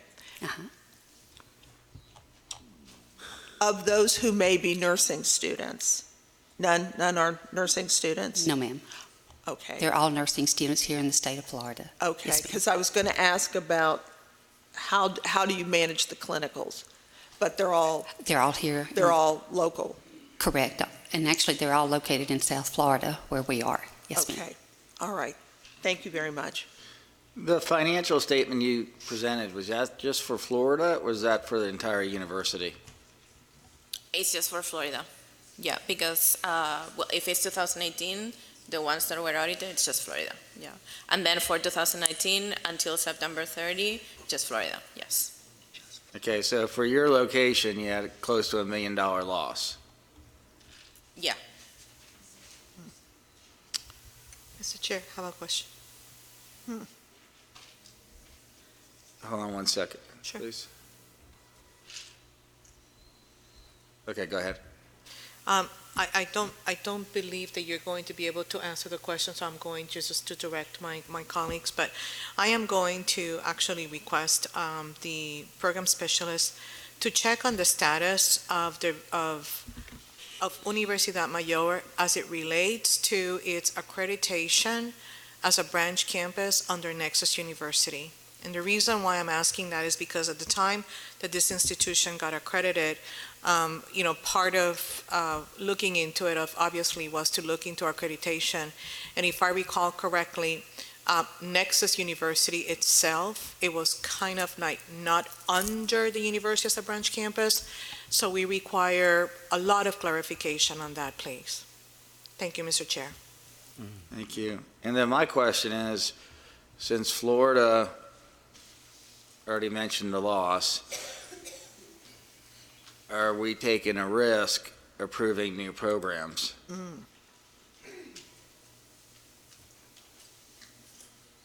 I mean, their other financial statements are just as bad. So, But, we just need to make sure that they're not advertising that they're accredited when they're not, especially in the United States. That's my point, sir. I mean, do they have a robust plan to pull themselves out of the financial quagmire? I didn't see any. I mean, we're asking for a financial improvement plan, but I would feel better, I mean, you're up for, this is for a renewal, right? Yes. I would like to see that we just do the renewal and leave off the new programs until they could, at least we get their financial plan, or they start being more stable, and then we could request interim financial statements to see how they're doing. Agreed, and that the plan is actually working. Right. Ms. Bohannon, Mr. Williams, you willing to amend your motion? Yes, sir. Yes, sir. Okay. Is there any further discussion? One, how does, to follow up on Dr. Matos, how does Middle States view this location as a branch, as an additional location? As a branch campus, yes. As a branch campus. As a branch campus? Yes, we are a branch campus of Universidad Mayor, and that's why we are regionally accredited.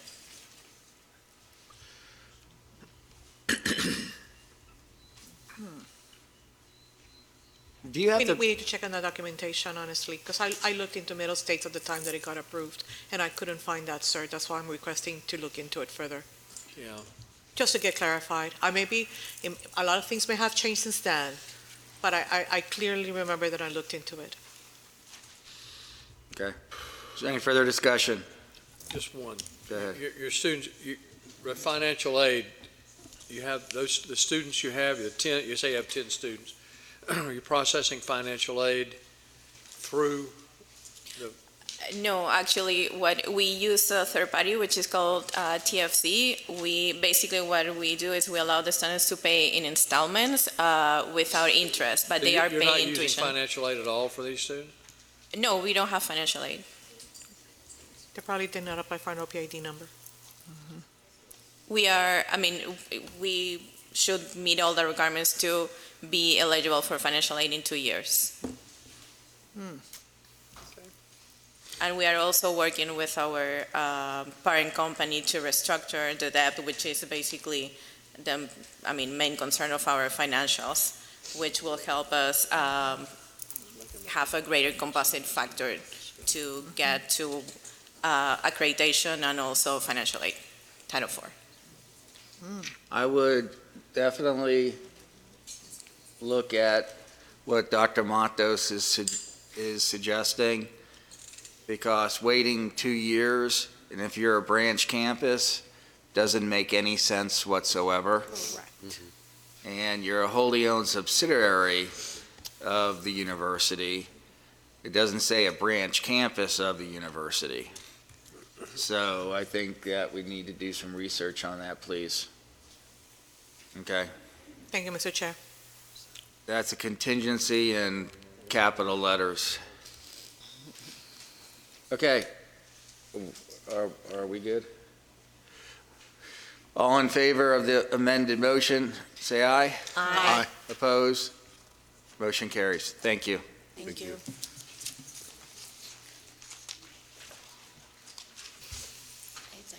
Number 11. Number 11, Yes, move to accept staff recommendation. Urbay University, Sweetwater. Whoa. The second. It's the entire family. Motion by Ms. Mulherron, second by Mr. Williams, and we have a boatload of people at the podium. Start introducing yourselves. Good afternoon, or good morning. I don't know if it's morning yet. My name is Mary Carrillo, and I'm the campus director for Urbay University. Good morning. My name is Dr. Eric Roberts. I'm a department chair for Urbay University. Good morning. My name is Maria Belloso, Board of Directors. Good morning. My name is Oscar Veloso, Board of Directors. Good morning. María Inés Belloso, Board of Director. Good morning. María Cristina Belloso, Board of Director. Okay, not only do you have the directors here, got the board of directors here. Oh, we had the VP from And China their come in. CPA. And the VP from I mean, China. actually flew in, and we have all the board of directors. I mean, I'm giddy. I feel like, you know. Just to thank you. clarify to the board, go ahead, get it over with. Domingo Alvarez with Alvarez and Mendoza CPAs. Thank you. Now, none of the board of directors are on the payroll, correct? It's an independent board? Okay. Okay, go ahead. Good morning. Yes, I pulled this, and had I been able to make it at the start of the meeting today, I might have been able to ask this question simply to staff instead of having all of you come forward. But what does URBE stand for? Because I couldn't find it anywhere in your mission, vision, catalog, and so forth. It's University Rafael Belloso Yacine. Okay, thank you so much. Would you mind putting that in your catalog for your do your students ever ask what it stands for? No. They don't? No. The faculty, do they ask? No? Well, I was curious. I think it would be just a simple addition if you could add that to your catalog. No problem, we'll do that. Thank you very much, and Thank that's you. all I had. Okay, is there any further discussion? No. Go ahead. No. Hearing none, all those in favor signify by saying aye. Aye. Opposed, motion carries. Thank you all, and thank you to the board for coming. Thank you so much. And support of the institution. Thank you.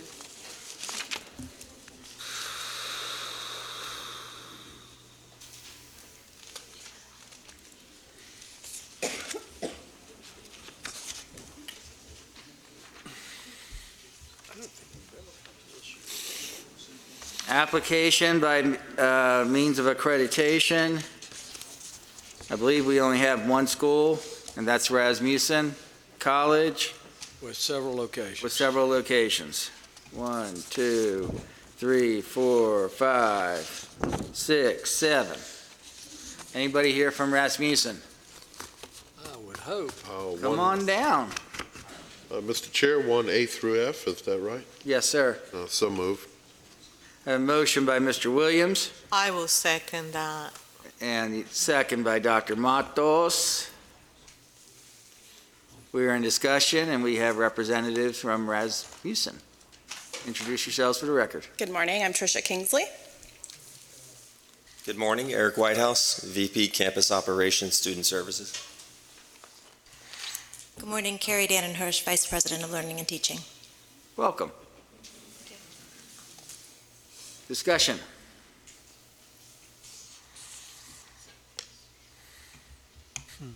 Going once. You go. Hearing no discussion, all those in favor signify by saying aye. Aye. Opposed, motion carries. Thank you. Thank you for Thank coming.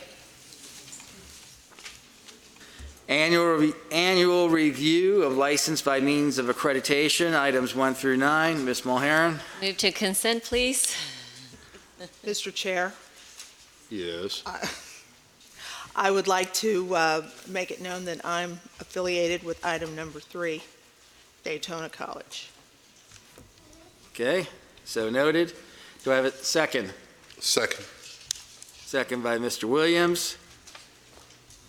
Hearing no discussion for consent, all in favor signify by saying aye. Aye. Opposed? Motion carries for consent. Ms. Mulheron? I have none, sir. Dr. Matos? I'll pass. Dr. Kitchen? None. That timbre voice of yours. Ms. Bradley? None. Sure you don't want to pull number 3? No, sir. Mr. Williams?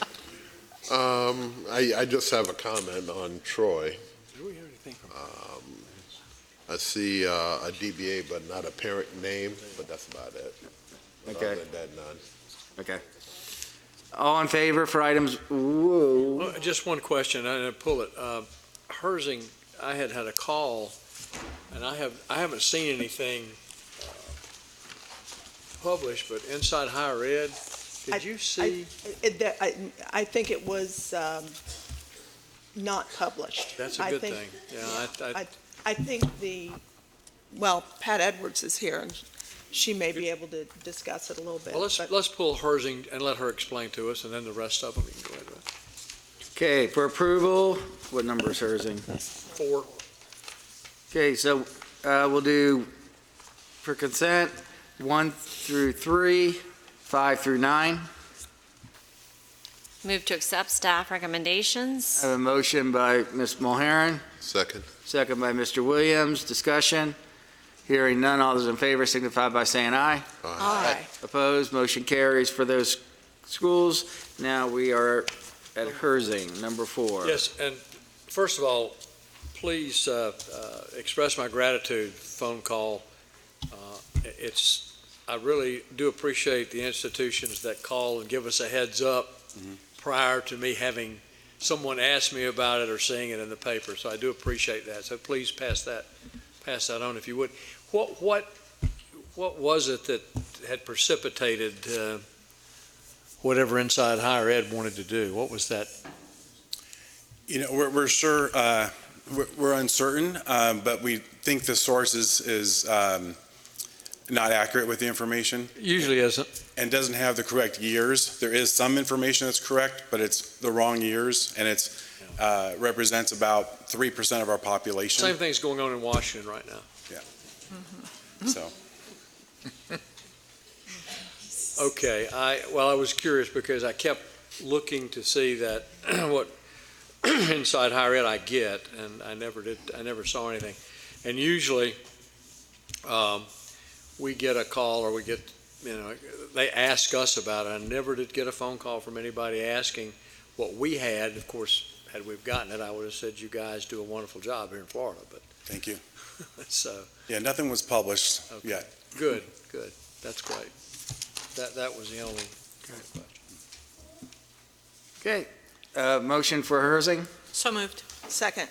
We have a motion by Dr. Matos, second by Ms. Bradley. Discussion. Hearing none. All those in favor signify by saying aye. Aye.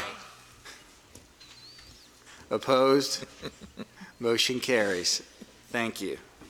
That was a very loud aye. Timber over there, man. Sorry, I'm listening to a baseball game. It must be a replay. Yeah, it must be a replay. Yeah. Baseball ended, last month. I think Boston won. Georgia? Oh, Lord have I mercy. think it was Washington. I do too. Yeah. Washington never wins anything. Okay, application for program approvals, modifications, 1 through 20. Ms. Mulhern? Move to consent.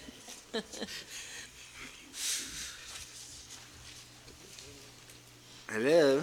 Oh, I will second that. Of course. Dr. But Matos? may I add, while we're at it, that I'm associated with numbers 16, 17, and 18, Universidad Ana Jiménez Coupé campus. 16, 17, and Do you 18. like that? Universidad. So noted. Thank you. Make sure somebody pulls those.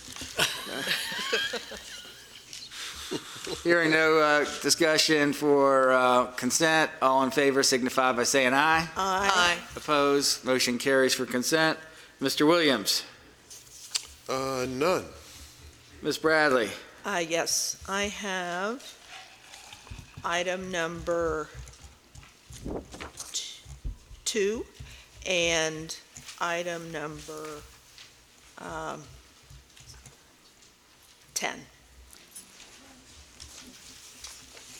Dr. Kitchen? None. Dr. Matos? I just have a question, and I just need to be reminded. Florida Technical College, with using the name LaSalle, it was just an old institute, right? I just need to make sure. That's all I have. If not, I won't pull. Correct? What's the What's the question? What's the question? That they're using the name LaSalle is because they were associated or they have associated with another school. Am I correct with that? Yes? Yeah. Okay, then I don't have anything to pull. Yep. Okay. Ms. Mulheron? I have numbers 11 through 14 because it's all the same school. Florida Technical. Oh, then, Okay. So for that's- consent approval, number 1, 3 through 9, and 15 through 20. Is that correct? Motion? So moved. Motion by Mr. Williams, Second. second by the good Dr. Kitchen. Discussion? Hearing none, all those in favor signify by saying aye. Aye. Aye. Opposed, motion carries. Number 2, Ashore Cottage, Fort Lauderdale. He's here.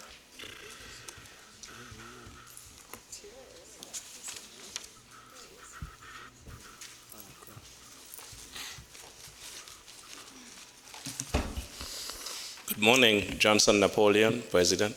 Welcome. Morning, Dr. Lazar, Dean of Nursing. Welcome. Good morning, Shirley Sims, Vice President. Welcome. And Mark Murray, Counsel for Azure. You still look like Jack McCoy from Law and Order, okay? Yes. Uncanny, I mean, every time I look at you, I see him. So, actually, I see you, but you know what I'm saying. Okay, Yes. discussion. Okay, yes, good morning. I wanted to find out a little bit more about your online, your proposed online components for nursing. And what part of the program are you intending to offer in the online modality? For the master degree in nursing, it would be eventually most of the courses in the program, except the clinical portion of it. So the master's degree that you're proposing,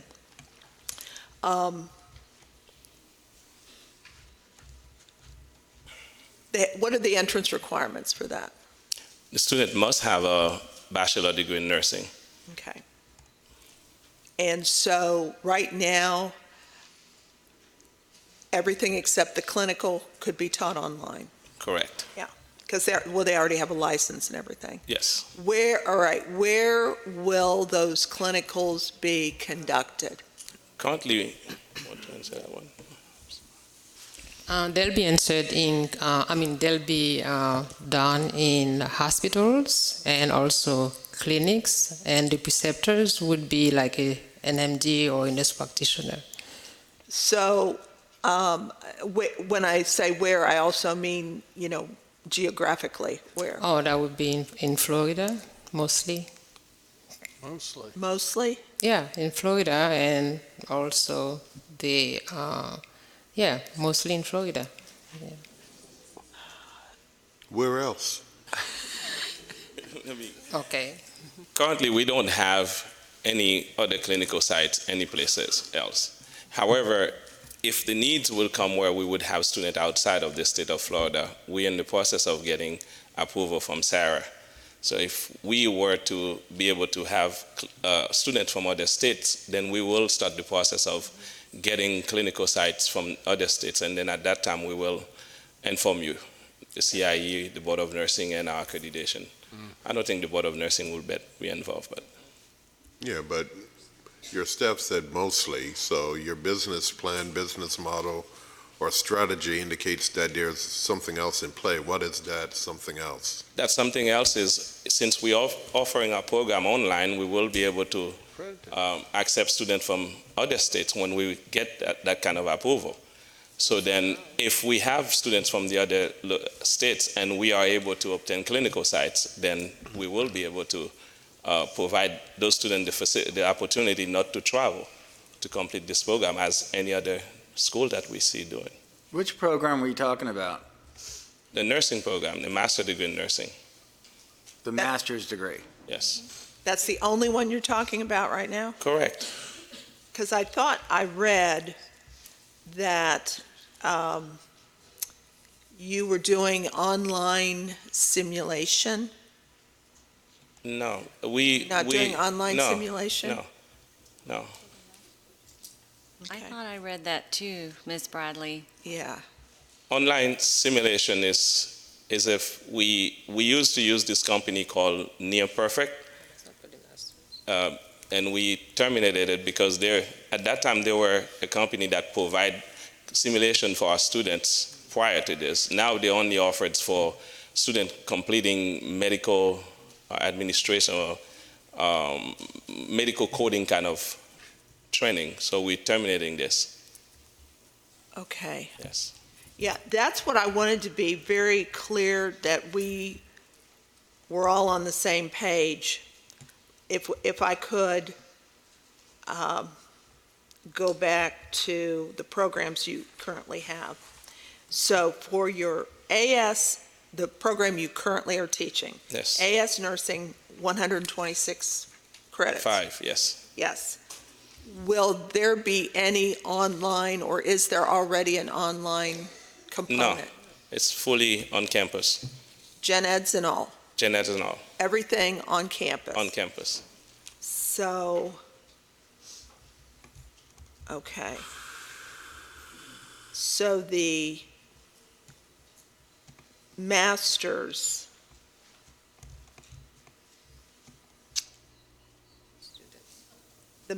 would be the only nursing program to have an online component? Correct. You Actually, we just received 2 meetings ago approval to offer the RN to BSN online also.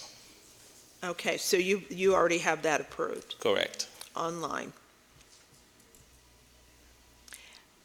And same question, kind of,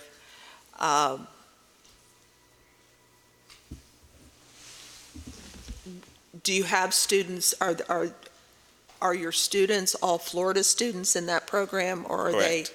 Right now, they are, they're Yes. all, Yes. so they're clinical. And the RN to BSN, we don't have any online student yet in there. I see. Yes. Does your RN to BSN have a clinical component or without clinical component? Do we have? It has a preceptorship. It does have a preceptorship. It does have a preceptor, yeah. So with that said, preceptor gives you a little bit more freedom as far as the student working with the preceptor, that you wouldn't necessarily have to have a faculty member there. Is that correct? Can you repeat that, please? If they're working with a preceptor, do you need to have a faculty member? No. No. It depends if you're doing direct or indirect. But for this type of preceptorship, it would be indirect. But you do have a faculty available in case the preceptor in the facility has a question. So Right. they work with the preceptor in the facility and also the faculty responsible for the didactic portion of the class. Right, right. Yes, of course. I mean, because the clinical is a part of a course. Yes. That's being taught by faculty. Yeah. At the campus. Yes. And then, but we do vet the preceptor to make sure their credentials are in place and in alignment with, what we required in terms of their credentials to precept our students. Okay. All right. So getting back to what, Mr. Napoleon, what you had said about that company, you're not doing the simulation online, because what I was concerned about was that. Near perfect. What was the question? I'm sorry, I was trying to. The question was about online simulation as opposed to on-ground, on-campus simulation in a simulation lab. We have, as a matter of fact, currently right now, if you go to our campus, you will see we have 3 simulator.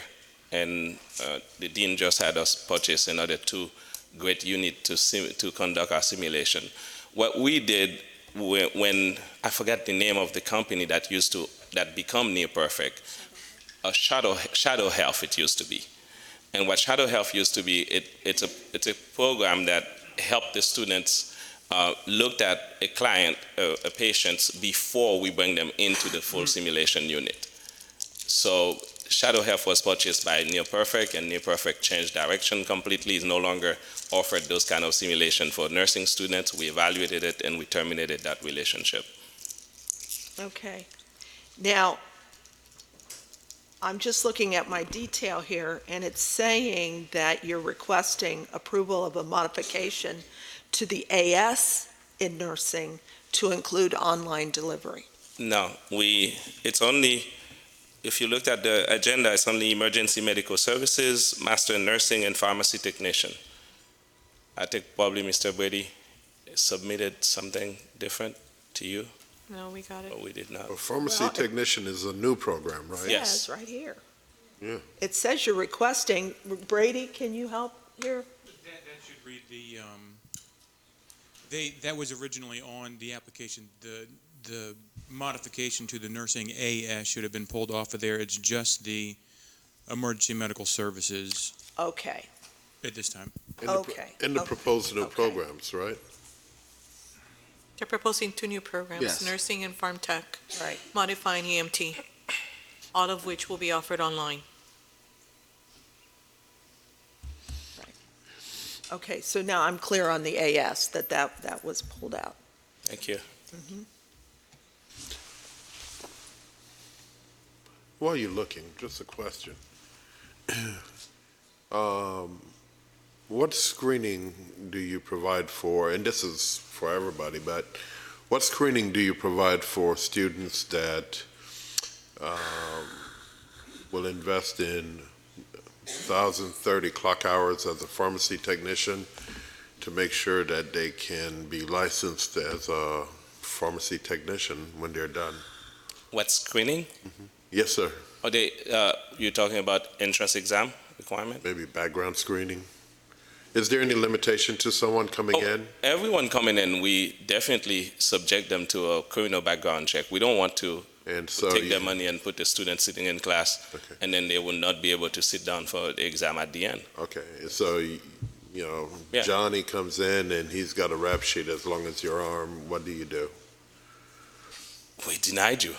You just deny him entrance, right? Yeah, we don't want you to enter our program, and you cannot. At the end of it, the problem would be for me. I won't be able to prove a placement. Yeah. You won't be able to have credential. And that's in your student handbook? Yes. Okay. All right. Thank you. Thank you. Is there any further discussion? Hearing none, all those in favor signify by saying aye. Aye. Opposed? Motion carries. Thank you. Thank you. Good luck.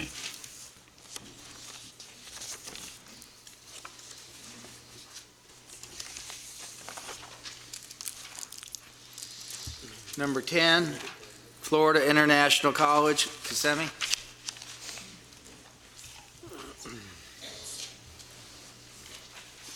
Good morning. Good morning. Jessica Kim, President. Good morning. Dr. Pamela Rainford, Director of Nursing. Welcome. Thank you. Good morning, ladies. Morning.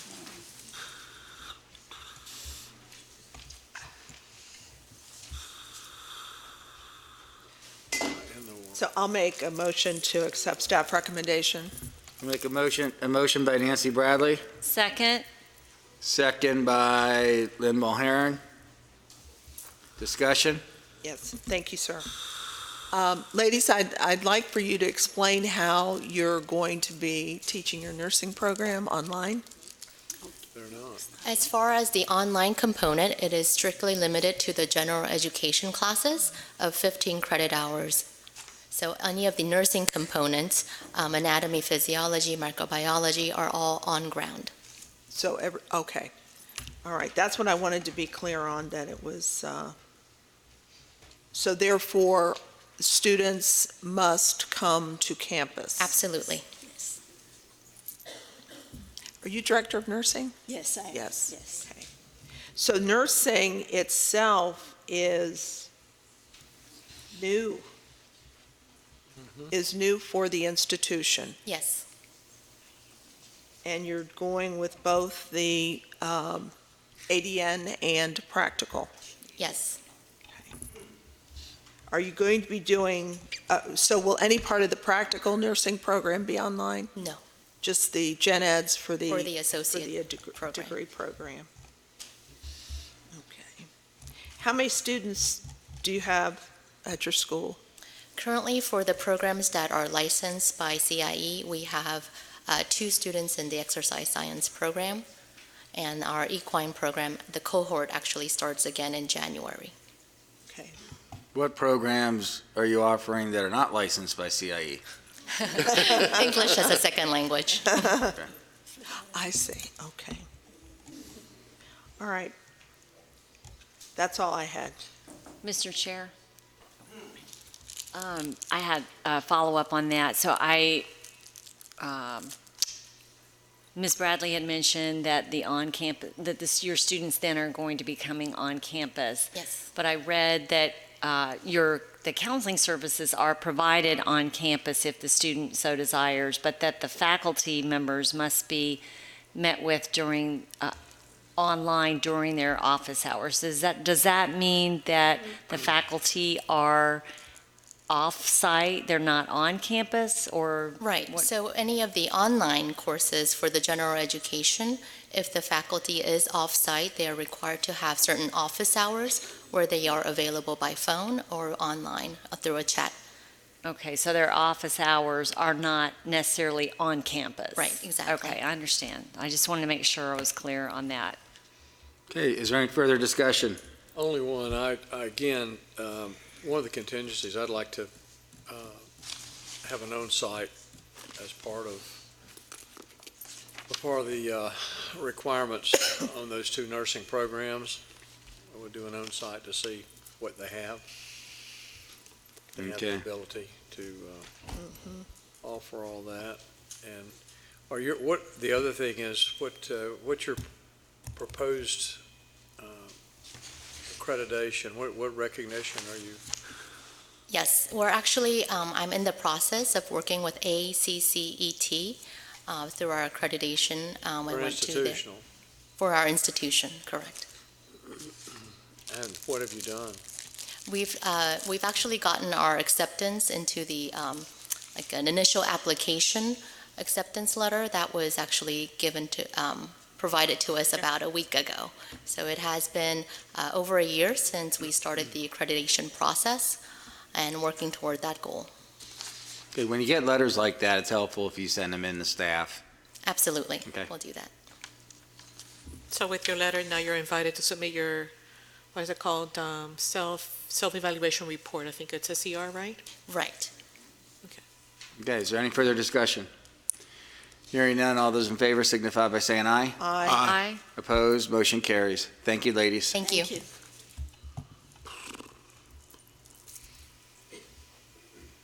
That was number 10, right? Yeah, you got the next, what, 4? The next 4 are all the same school. Technical. Florida Technical College, Orlando.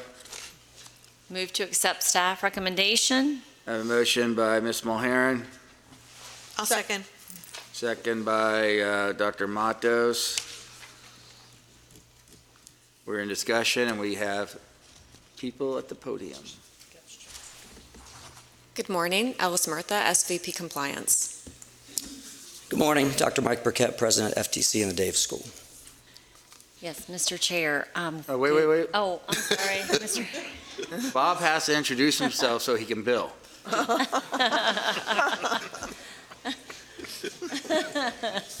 He's blushing. It's hard for that to happen. Good morning, Bob Harris, Messer Capital on behalf of Florida Technical College. Okay. Sorry, Mr. Harris, I didn't mean to overlook you. He had to start a stopwatch now. Yeah. So I know you've been licensed for a long time. Have you offered online before? We do. We have a very robust offering of online. These are our continuing education programs with the exception of the Allied Health in Kissimmee, which is already offered at our other campuses in the same modality. Okay, so that answers a lot of questions because I was thinking that you were applying for online for the first time for all of those programs. So I wondered if maybe you already had it. So I'm good. Never mind. Thank you. Okay, is there any further discussion? Hearing none, all those in favor signify by saying aye. Aye. Opposed? Motion carries. Stop the Thank you. clock. Is that for 12, 13, 14? Yeah, 11 through 14.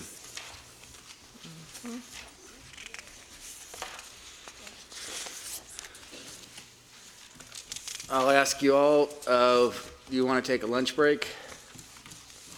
Yes, please. That sounds lovely. Yes, Lunch. yes. Okay, Do that. we will break. It's 11:55. We'll come back at 1 o'clock.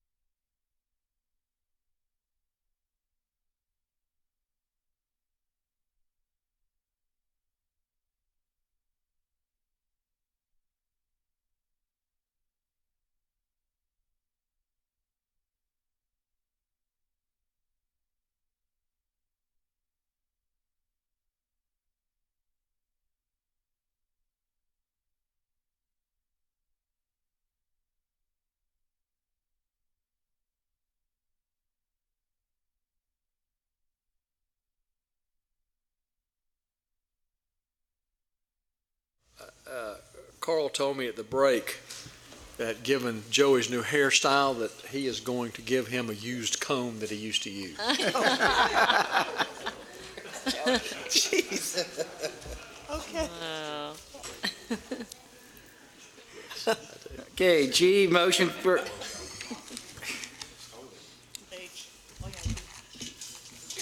I'm sorry?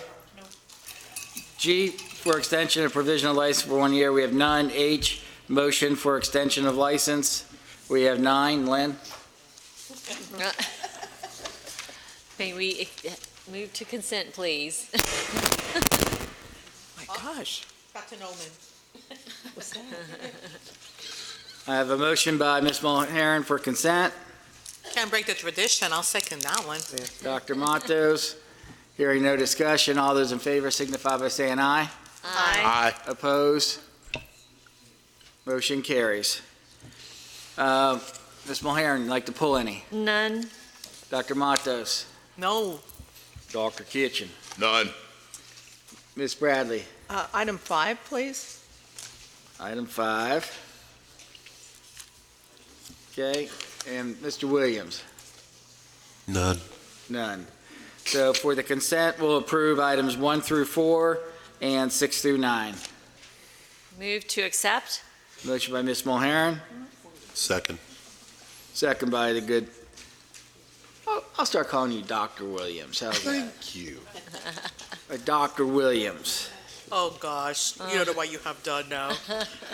Discussion? I'm not calling you Dr. Harris, so don't even think about that. But hearing no further discussion, all in favor signify by saying aye. Aye. Opposed? Motion carries. Number 5. Yes, sir, Mr. Chair, if I might, Ms. Bradley, the school is asking for us to give her to June, I think, before closeout, and we ask her to clarify what's happening with the students. I think somebody's here. I am. Good afternoon, everyone. My name is Lisa Telfer. I'm the CEO and president of Florida Academy of Nursing, and I actually requested to speak, if that's okay. The reason I asked to speak is just to give you just a little bit of background on our school. We're at the tail end of the accreditation process. We applied with ACCSC, and they voted. Their last visit went incredibly well. We had 0 findings, so we're very proud of that. And they surveyed our students, and we scored between 97 and 100, and they actually gave us 3 commendations. And so they voted on us in the week ending November 8th for accreditation. We're hoping it'll be a positive vote. And so we're expecting to get that documentation reflecting that we're hopefully accredited. We'll have that by December 9th. So that's just 3 weeks away. Our school has done really well. We have right now an LPN program. We've maintained 100% pass rate since 2016. We've been consistent. We have an RN to BSN where we did run into, let me put it this way, where we did run into a learning opportunity and where we had to make a correction is the ASN program. And just to clarify, we found the ASN program wasn't working for graduates who tested more than 3 months. So if you look at my data going back, and our school's been open for 7 years, our ASN grads who test within 3 months of completing our program pass between 84 and 100%. We trained out our ASN, I'm going to call them graduates and completers, in December of 2018. We gave them all their courses down through the end. The trouble with our school, and a lot of schools have the same scenario, and I call it, a 3-legged horse race, is we don't have Title IV. And the reason that presents a challenge is a student will complete the program, but they still owe a balance because they're paying out of pocket, right? And that's what drives them to take more than 3 months to complete the program. What we see is whenever a student pays within 3 months, we get 84 to 100% pass rate. If it goes beyond 3 months, the pass rate tends to go down, right? So I voluntarily, we weren't in trouble with the Board of Nursing, never on probation, always a good, clean school. And when they come out to, even the CIE, whenever they come out to do audits, we always have 0 findings, right? So we're a good school, just to just to clarify. So what I realize is, hey, listen, if students don't have the ability to pay relatively quickly so they can test within 3 months, then it negatively impacts our NCLEX score. So I decided, until we're accredited and we have the ability to tap into, let's say, tuition reimbursement and later Title IV, where the student can pay off the balances quickly and test quicker, it doesn't make sense running the ASN program. So we reached out to the Board of Nursing in 2017. I said, I want to voluntarily close the program before we get into any issues, because it doesn't make sense to run it until we're accredited. And so the Board of Nursing, Sherry and I, we had a conversation. They said, hey, we typically give you 3 years, no problem. The Board of Nursing gave us till June 2nd of 2020 to train out all of our students. And that's what we communicated to the students. So we have just a small group that hasn't exited. They've been trained out, but they haven't exited, meaning they need to take their exit exam and their NCLEX. And in their understanding, they have till June 2nd of 2020 to do so. Well, I think we've run into a little misunderstanding with our program specialist, and so she's asked us to delete the program. I said, that changes the expectation I set with the students, with the Board of Nursing, which is to train out with us in the March-April timeframe so that they can then take their NCLEX by June. And all of that is, and I apologize for being long-winded, a way to say, my ask is if you can eliminate the contingency that we delete our program, so that that last handful that we have, that the Board of Nursing is allowing to test out through June, can do so, and we can issue the associate degree to those that are able to successfully do so, because that's the expectation that we set. That's the ask today.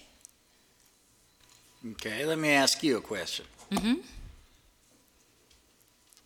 Do they have to pay you off first before they can take their NCLEX? Correct, and it's a small group, and they all have small balances, so Yeah, they're on the way to doing that. Big picture, why? Why do they have to pay you off in order to sit for the NCLEX? We didn't always start that way. We found when we allowed a student to test and pay us later, they didn't. They would default. And it hurt the school in the beginning, so it was a lesson we learned early on that we could no longer do that. We're at a place where, like I said, we've trained out those students, and we understand that we have to get to 0 students left in the program. But they all have low balances. I mean, my recommendation, this is just a suggestion, going forward, is to release their transcripts in order for them to take the NCLEX as fast as they can. Mm-hmm. And then if they want another transcript later down the line, then they need to pay off their balance before they get that transcript. I think, Mr. Cresciuto, that's a terrific recommendation. Our hope, because we'll know in only 3 weeks that hopefully we're accredited, our hope is once we're accredited, we can tap into tuition reimbursement Right, I and understand other that, methods to but- help. But I understand that's a terrific suggestion. Just going forward, that's a good rule to follow, especially with all the medical programs and the testing they have to do. Like, we'll release their transcript even though they have a balance, Mm-hmm. okay, so they can test. Because if they don't test, they do crappy on the test, who does it bite in the butt? Absolutely. I think that's a terrific suggestion. The school. So you're asking for us not to delete the nursing program at this point in time? Correct. Till June. I'm Correct. okay with that. I mean, they still have nursing students. So, June instead of January. Correct. You're just not enrolling anyone. No, we haven't You're just enrolled leaving it anyone. in your catalog, Exactly. is what you're saying. Exactly. yeah. Leave it alive. Yeah, till- just leave it alive June. until all that's, Till June. yeah. Okay, we're good with that. Well, don't know if everybody's good with that. Chair will take a motion, please. So moved. A motion by Dr. Matos, Second? second by Ms. Mulheron. Discussion. Hearing none. All those in favor signify by saying aye. Aye. Aye. All right. Thank you. Opposed? Oh, I apologize. Motion for denial? No. Opposed? Hearing none, motion carries. Thank you so much. I blame the coffee I had for lunch today. Thank you, commissioners. Thank you.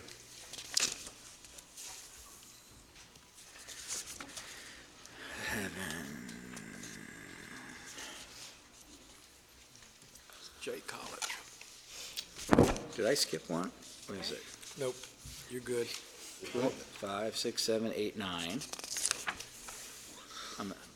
My pages are out of. You're on I. Hold on one second.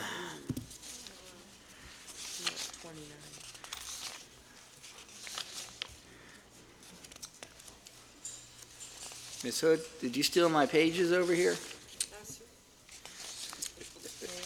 Check in there. We have a section before that. No, because I can have notes. Section. I got it. We're on 29, right? Yes, sir. 9, 30, 31, We got J first and then 32.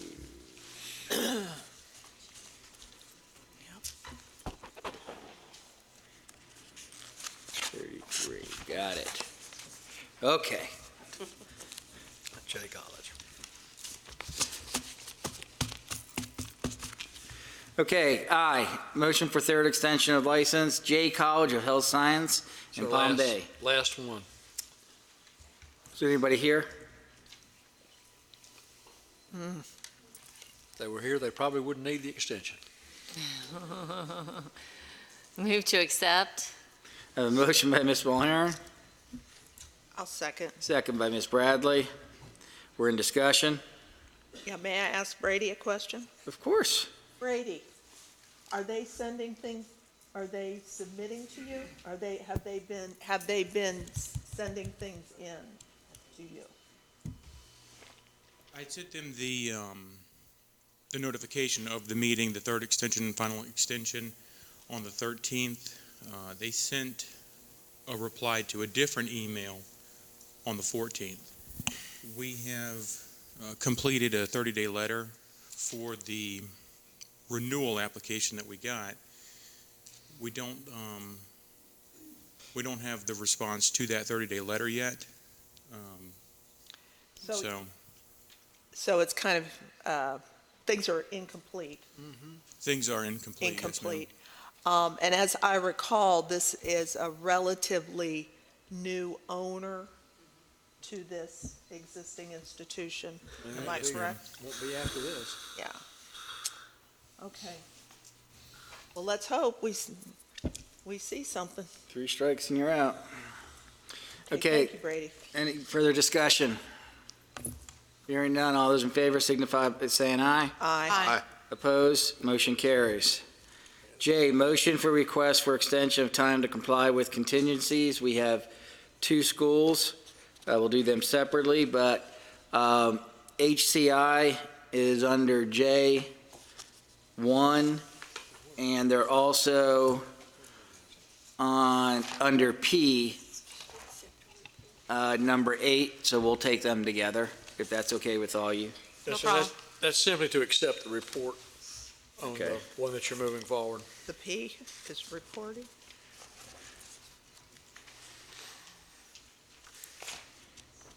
Okay. Motion for, okay, I already said that. I know somebody is here from HCI, would like to give us an update, please?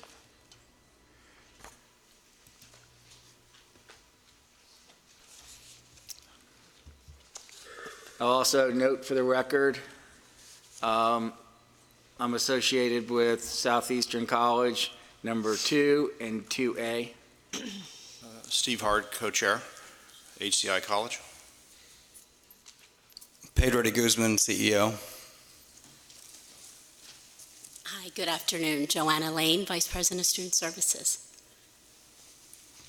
Good afternoon, David Sheltman, Campus President of the West Palm Beach Campus.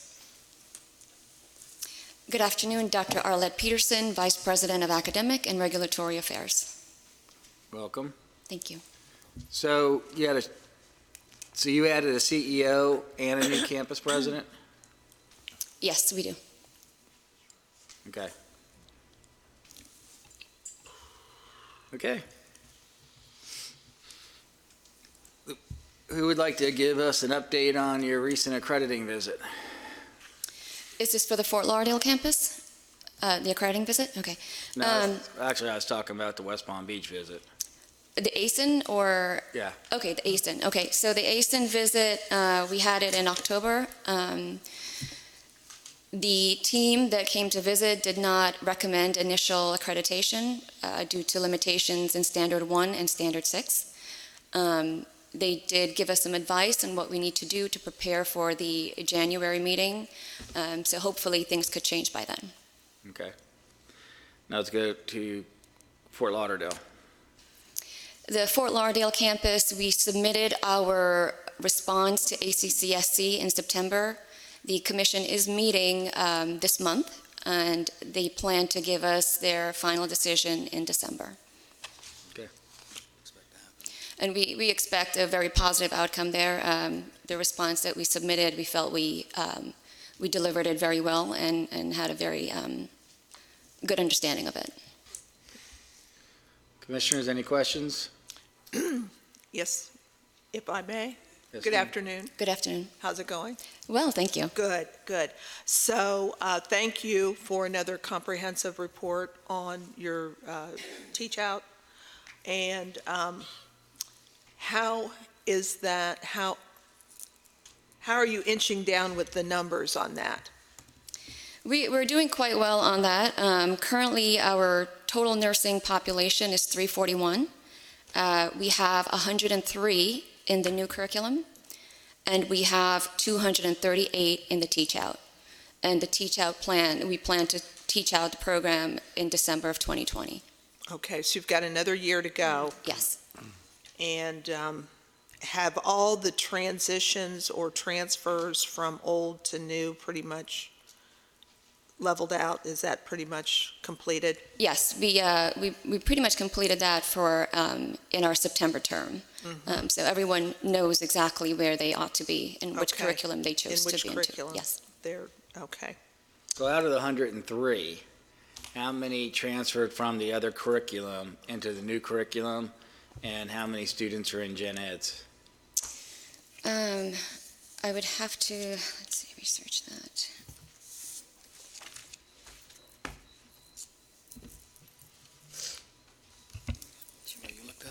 There was the May class start and July class start. The students started in the old curriculum and then transferred to the new curriculum. That's the number she's trying to look up right now. There may be a handful of others that, and if we don't have it, we'll give it to you. Okay. Arlette, that's it. I'm sorry, Mr. President, I don't have That's that exact information right now, but I could definitely send it to Brady.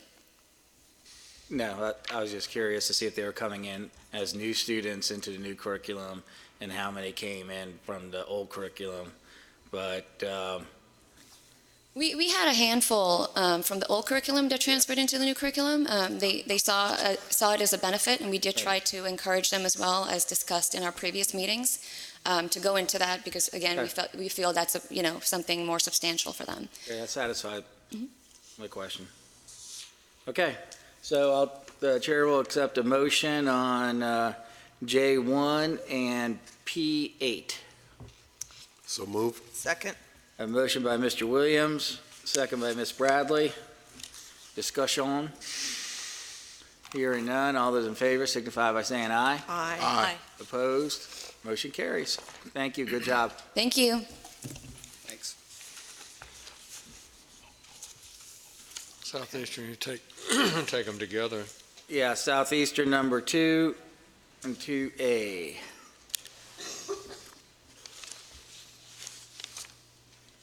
Extension of license. Introduce yourself for the record. Hello, my name is Rochelle Moore. I'm an Associate Regional Vice Chancellor of Academic Affairs at Kaiser University, and I'm representing Southeastern College. Move to accept staff recommendation. I have a motion by Ms. Bradley, Second? second by Ms. Mulheron. We're in discussion.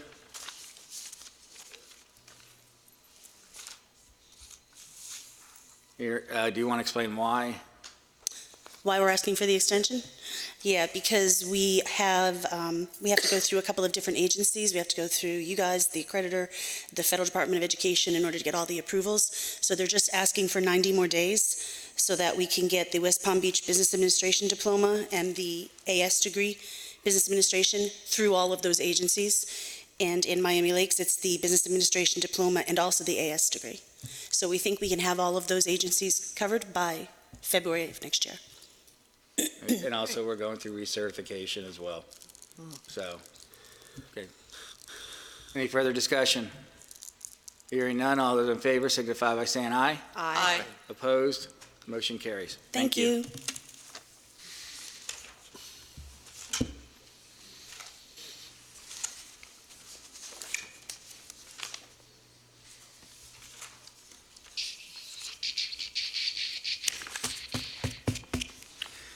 Substantive change approvals, items 1 through 16.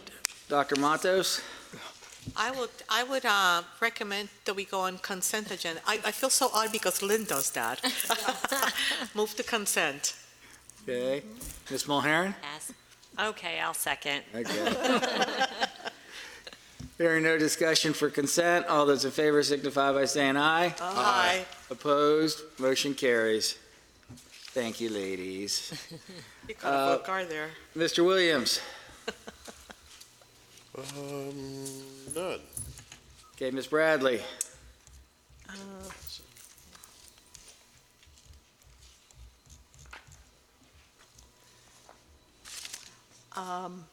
16, please. Number 16. Dr. Kitchen? None. Ms. Mulherron? Number 1. Number 1 is the loneliest number. And Dr. Matos? I am passing on this one. Okay, for consent, this is pretty funny. Items 1 through 16, we'll do approvals for 2 through 15. We have So moved. bookends. Motion, please. So moved. Motion by Dr. Matos, Second. second by Nancy Bradley. Discussion. Hearing none, all those in favor signify by saying aye. Aye. Opposed, motion carries. Number 1, Shi Institute of Traditional Chinese Veterinary Medicine, Reddick. Move to accept staff recommendation. I have a motion by Ms. Mulherron, Second. second by Dr. Williams. Hello. Since we're in an educational setting, we can go ahead and use that. Introduce yourselves for the record, please. Hello, Lisa Trevisanello, Academic and Administrative Director of the CIE Institute. Hello, I'm Emma Sample. I'm Registrar at CIE Institute. Hey, welcome. Yes, Mr. Chair. So I was looking at your online description, which everything was good. I just was concerned about the attendance policy not being clear in our summary. Perhaps it's clear for your students when you take them through orientation and so forth. But with your synchronous, your hybrid, and your asynchronous requests, my recommendation is just to be very clear about what those attendance commitments are, not only for the students, but of course for the faculty and so forth, because it'll save you a lot of headaches down the road. So make sure you have a very clear online attendance policy. Okay. For our catalog, you mean? I'm sorry? To add it on our catalog? To add it either, Or well, it student could be on the handbook? enrollment agreement or the catalog or whatever you have your students review before they start class, because it was just really vague in our materials, but it doesn't necessarily mean that they're vague elsewhere. But I'm not seeing all your materials, so just make sure that you have that clarity for everyone up front before the student starts an online class, because I don't have your catalog in front of me. Okay. And normally we do, it's just the section that we're in, we're not provided a catalog for a substantive change approval. I understand. So that is a suggestion. Thank you. Thank you. By the way, what is your attendance policy for online? So for the students, we have quite a flexible attendance because of the nature of our students who are all licensed veterinarian. Most of them are actually, probably all of them are practitioners.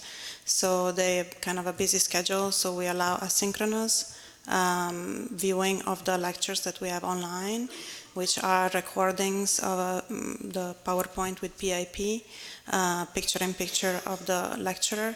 And then we have assignments that are, depending on the course, either weekly or bi-weekly. Our semester is 16 weeks, So depending on the assignment and what it is, they have certain deadlines. And so the assignment is more like the deadline that they have to attend, and they have to watch all the lectures, which is recorded by our LMS, so we can see when they are online and how much they watch. So then we do check on that.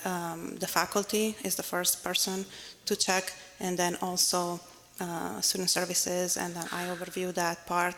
So if we do notice students falling behind and not watching the lectures, we do send them reminders, ask what's going on with them, and we do remind them to complete assignment on time. Okay, and do you have any kind of a participation requirement included in your attendance policy? No. You don't, so it's just all viewing. It's viewing. They also have a forum assignment, so they are required to participate in the forum assignments.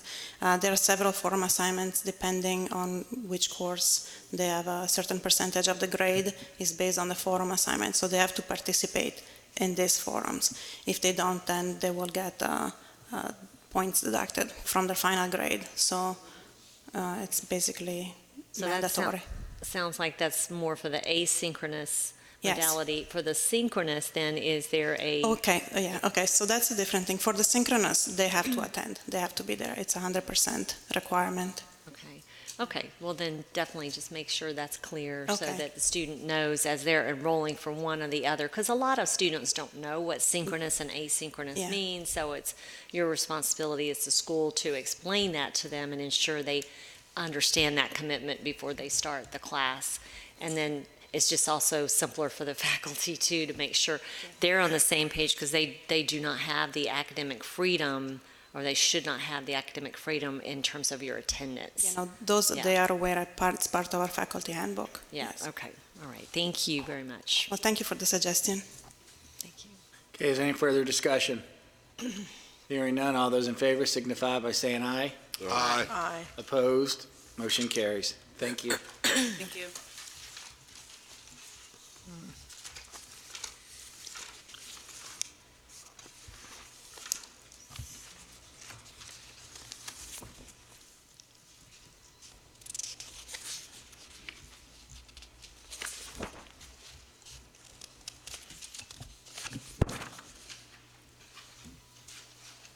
Number 16, Lisa Leotti, new owner. Audrey Kathleen, counsel to the college. okay, you guys scared me there for a second. Suncoast College of Health, Bradenton. Even with that boot on, I didn't hear you coming up. Don't be the loaner of the scooter back here. That was mine, Mr. Chair. Go ahead. Move to accept staff recommendation for approval. Motion by Nancy Bradley I'll second. and Dr. Matos, nice and cheerful. Okay, We are in discussion. yes. Well, congratulations. Thank you, ma'am. Sure. So I wanted to just get your sense of, first of all, how did you come to purchase this school? Why?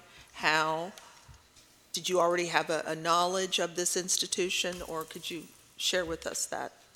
Sure. So the school was being brokered. I had been in touch with Lori over the past couple of years. I saw that she was a struggling school, and I had prior consulted and been involved in academic institutions. I reached out to her back in March on a whim just to see, and she was pretty much spent. And she said, oh, I'm just kind of looking to just close out. And I said, well, let's see where you're at with everything. I'm aware that there had been challenges. We kind of reviewed everything, my partner and I, and we brought on a team who are we currently employing now, and we started working through some of those things and decided that it would be a good move to make because while there had been some shortfalls in the past, they were very much repairable. There just had to be the right people in place. Okay, so, and Alcohol had nothing to do with it. No, but I don't know if that's a good thing or a bad thing. so have you, other than, you say you consulted, in what capacity? I worked through accreditation. I'm one of the field experts in parts of the PACS for the Accrediting Bureau of Health Education Schools, and I was also the former president of a school up north. Oh, okay. So have you owned a school before? I've never actually owned one, no ma'am. Okay. So you have experience in the field, you've worked with the accreditor, done like a team leader, site visits and that kind of thing? Yes, ma'am. Okay, great. So that's good. And I did, this is just about the same as opening a new school, because when you go in and you're accredited and you already have, where are you in the process with the accreditor and Department of Ed? Sure. So we recently had our renewal visit, and we just found out that we're approved pending commission review in December. With the accreditor? Yes, ma'am. What about the department? We have no issues with the department, ma'am. Okay, so you're Title You're IV? not a Title IV school. Oh, you're not a Title IV? Yes. There's no Title IV? Yes. Do you intend to Yes, we get do. involved? Yes. Okay. Okay, that makes sense. One contingency, and it may already be taken care of depending upon when you had submitted all of this, I noticed at least one clinical affiliation agreement with Lori's signature on it, that just to go back and make sure with all your sites that they understand there's been a change and that there's a new team, to make sure that everything is still the way you want it to be for your students. Yes, ma'am. Thank you. Get them updated. And that was all I had. Okay, thank you. Is Lori she's still going to be involved at all? Right now, she is still involved, but as we navigate through, once, God willing, we get the approval from you guys, we'll have to figure out the direction that we want to go. Yeah, I see she's listed on faculty. Yes, she is right now. Okay, That was it. so should we deny it or approve it, or I think we should go for it. we should? Yeah, I think so. Okay. Thank you, ma'am. Since we already have a motion, is there any further discussion? Hearing none, all those in favor signify by saying nay.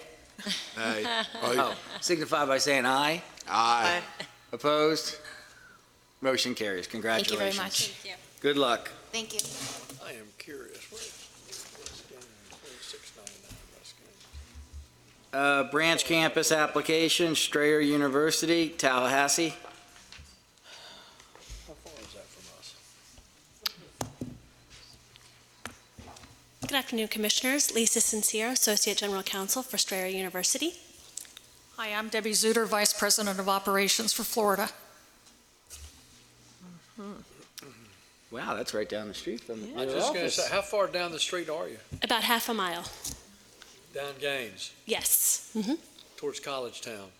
I believe so. I don't know the direction. I just know Up there? from You have Google not been? Maps. You haven't been to this location? I have not.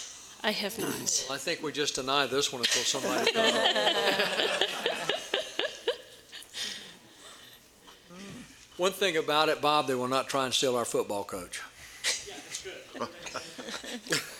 Mr. Chair, Yes, ma'am. I just have one question. I noticed that you don't intend to have an online orientation for your students for the online delivery. Is that? I do. No, we do have. All students have to go through new student orientation. Okay, I thought I read that you were not, that it was not required. Maybe it said that it was required. I'm sorry, but I'll double check that. But that's good. I'm glad that you do require the orientation, because it's certainly very helpful for students. Okay, thank you. Sure. Chair will entertain a motion. Move to accept staff recommendation. A motion by Nancy Bradley, Second? second by Ms. Mulheron. Discussion? Who's going to be your director down there? Do we have? The job is posted currently, but we have two very strong candidates, one of whom is probably the leading candidate, will be moving from the Jacksonville campus to the Tallahassee campus. So that And it was person's just already made familiar public. Correct. with your system. Almost like it was just made public, just in case they're watching. We have the leading candidate. I've been working with her for a year and a half. Well, you just made it, you just disclosed it publicly. Didn't tell you who. For having a campus in Tallahassee for multiple decades, make sure they don't drink the water. I'm sure to tell them. Okay? Any further discussion? Hearing none, all those in favor signify by saying aye. Aye. Opposed? Motion carries. Thank you, congratulations. And if you'll have them come by, I'll take them down to College Town and show them around. Sounds great. Thank Take them you. to the hot dog place. Name change, we have none. Religious colleges, sworn affidavits, items 1 through 60. Move to accept the affidavits. Motion by Nancy Bradley, I will second that. got a second by Dr. Matos. Discussion? Hearing none, all those in favor signify by saying aye. Aye. Opposed, motion carries. Agent training programs, none. Institutions, order to appear back before the commission, items 1 through 14. Move to consent. We've already done number 8. Move to consent. I have a consent by Dr. Matos, Second. second by Dr. Williams. Hearing no discussion for consent, all those in favor signify by saying aye. Aye. Opposed, motion carries. Ms. Mulherron, None. Dr. Matos, None. Dr. Kitchen, None. Ms. Bradley, None. Dr. Williams. Oh, none. So Chair will entertain a motion for approval of items 1 through 14. So moved. Motion by Ms. Mulherron, Second. second by Nancy Bradley. Discussion? Hearing none, all those in favor signify by saying aye. Aye. Opposed, motion carries. Okay. We can get this tomorrow, get everybody home in time. So I guess we're done. Yes, sir. No, you need a Q. Q. Yeah. What page is Q? I mean, there's nothing, but you have to say Q for the record. There's nothing Failure under to that comply one. with clerk Failure order. to comply, You need to say it. and there are none. Failure to comply with clerk order. Dr. Matos happy. We have none.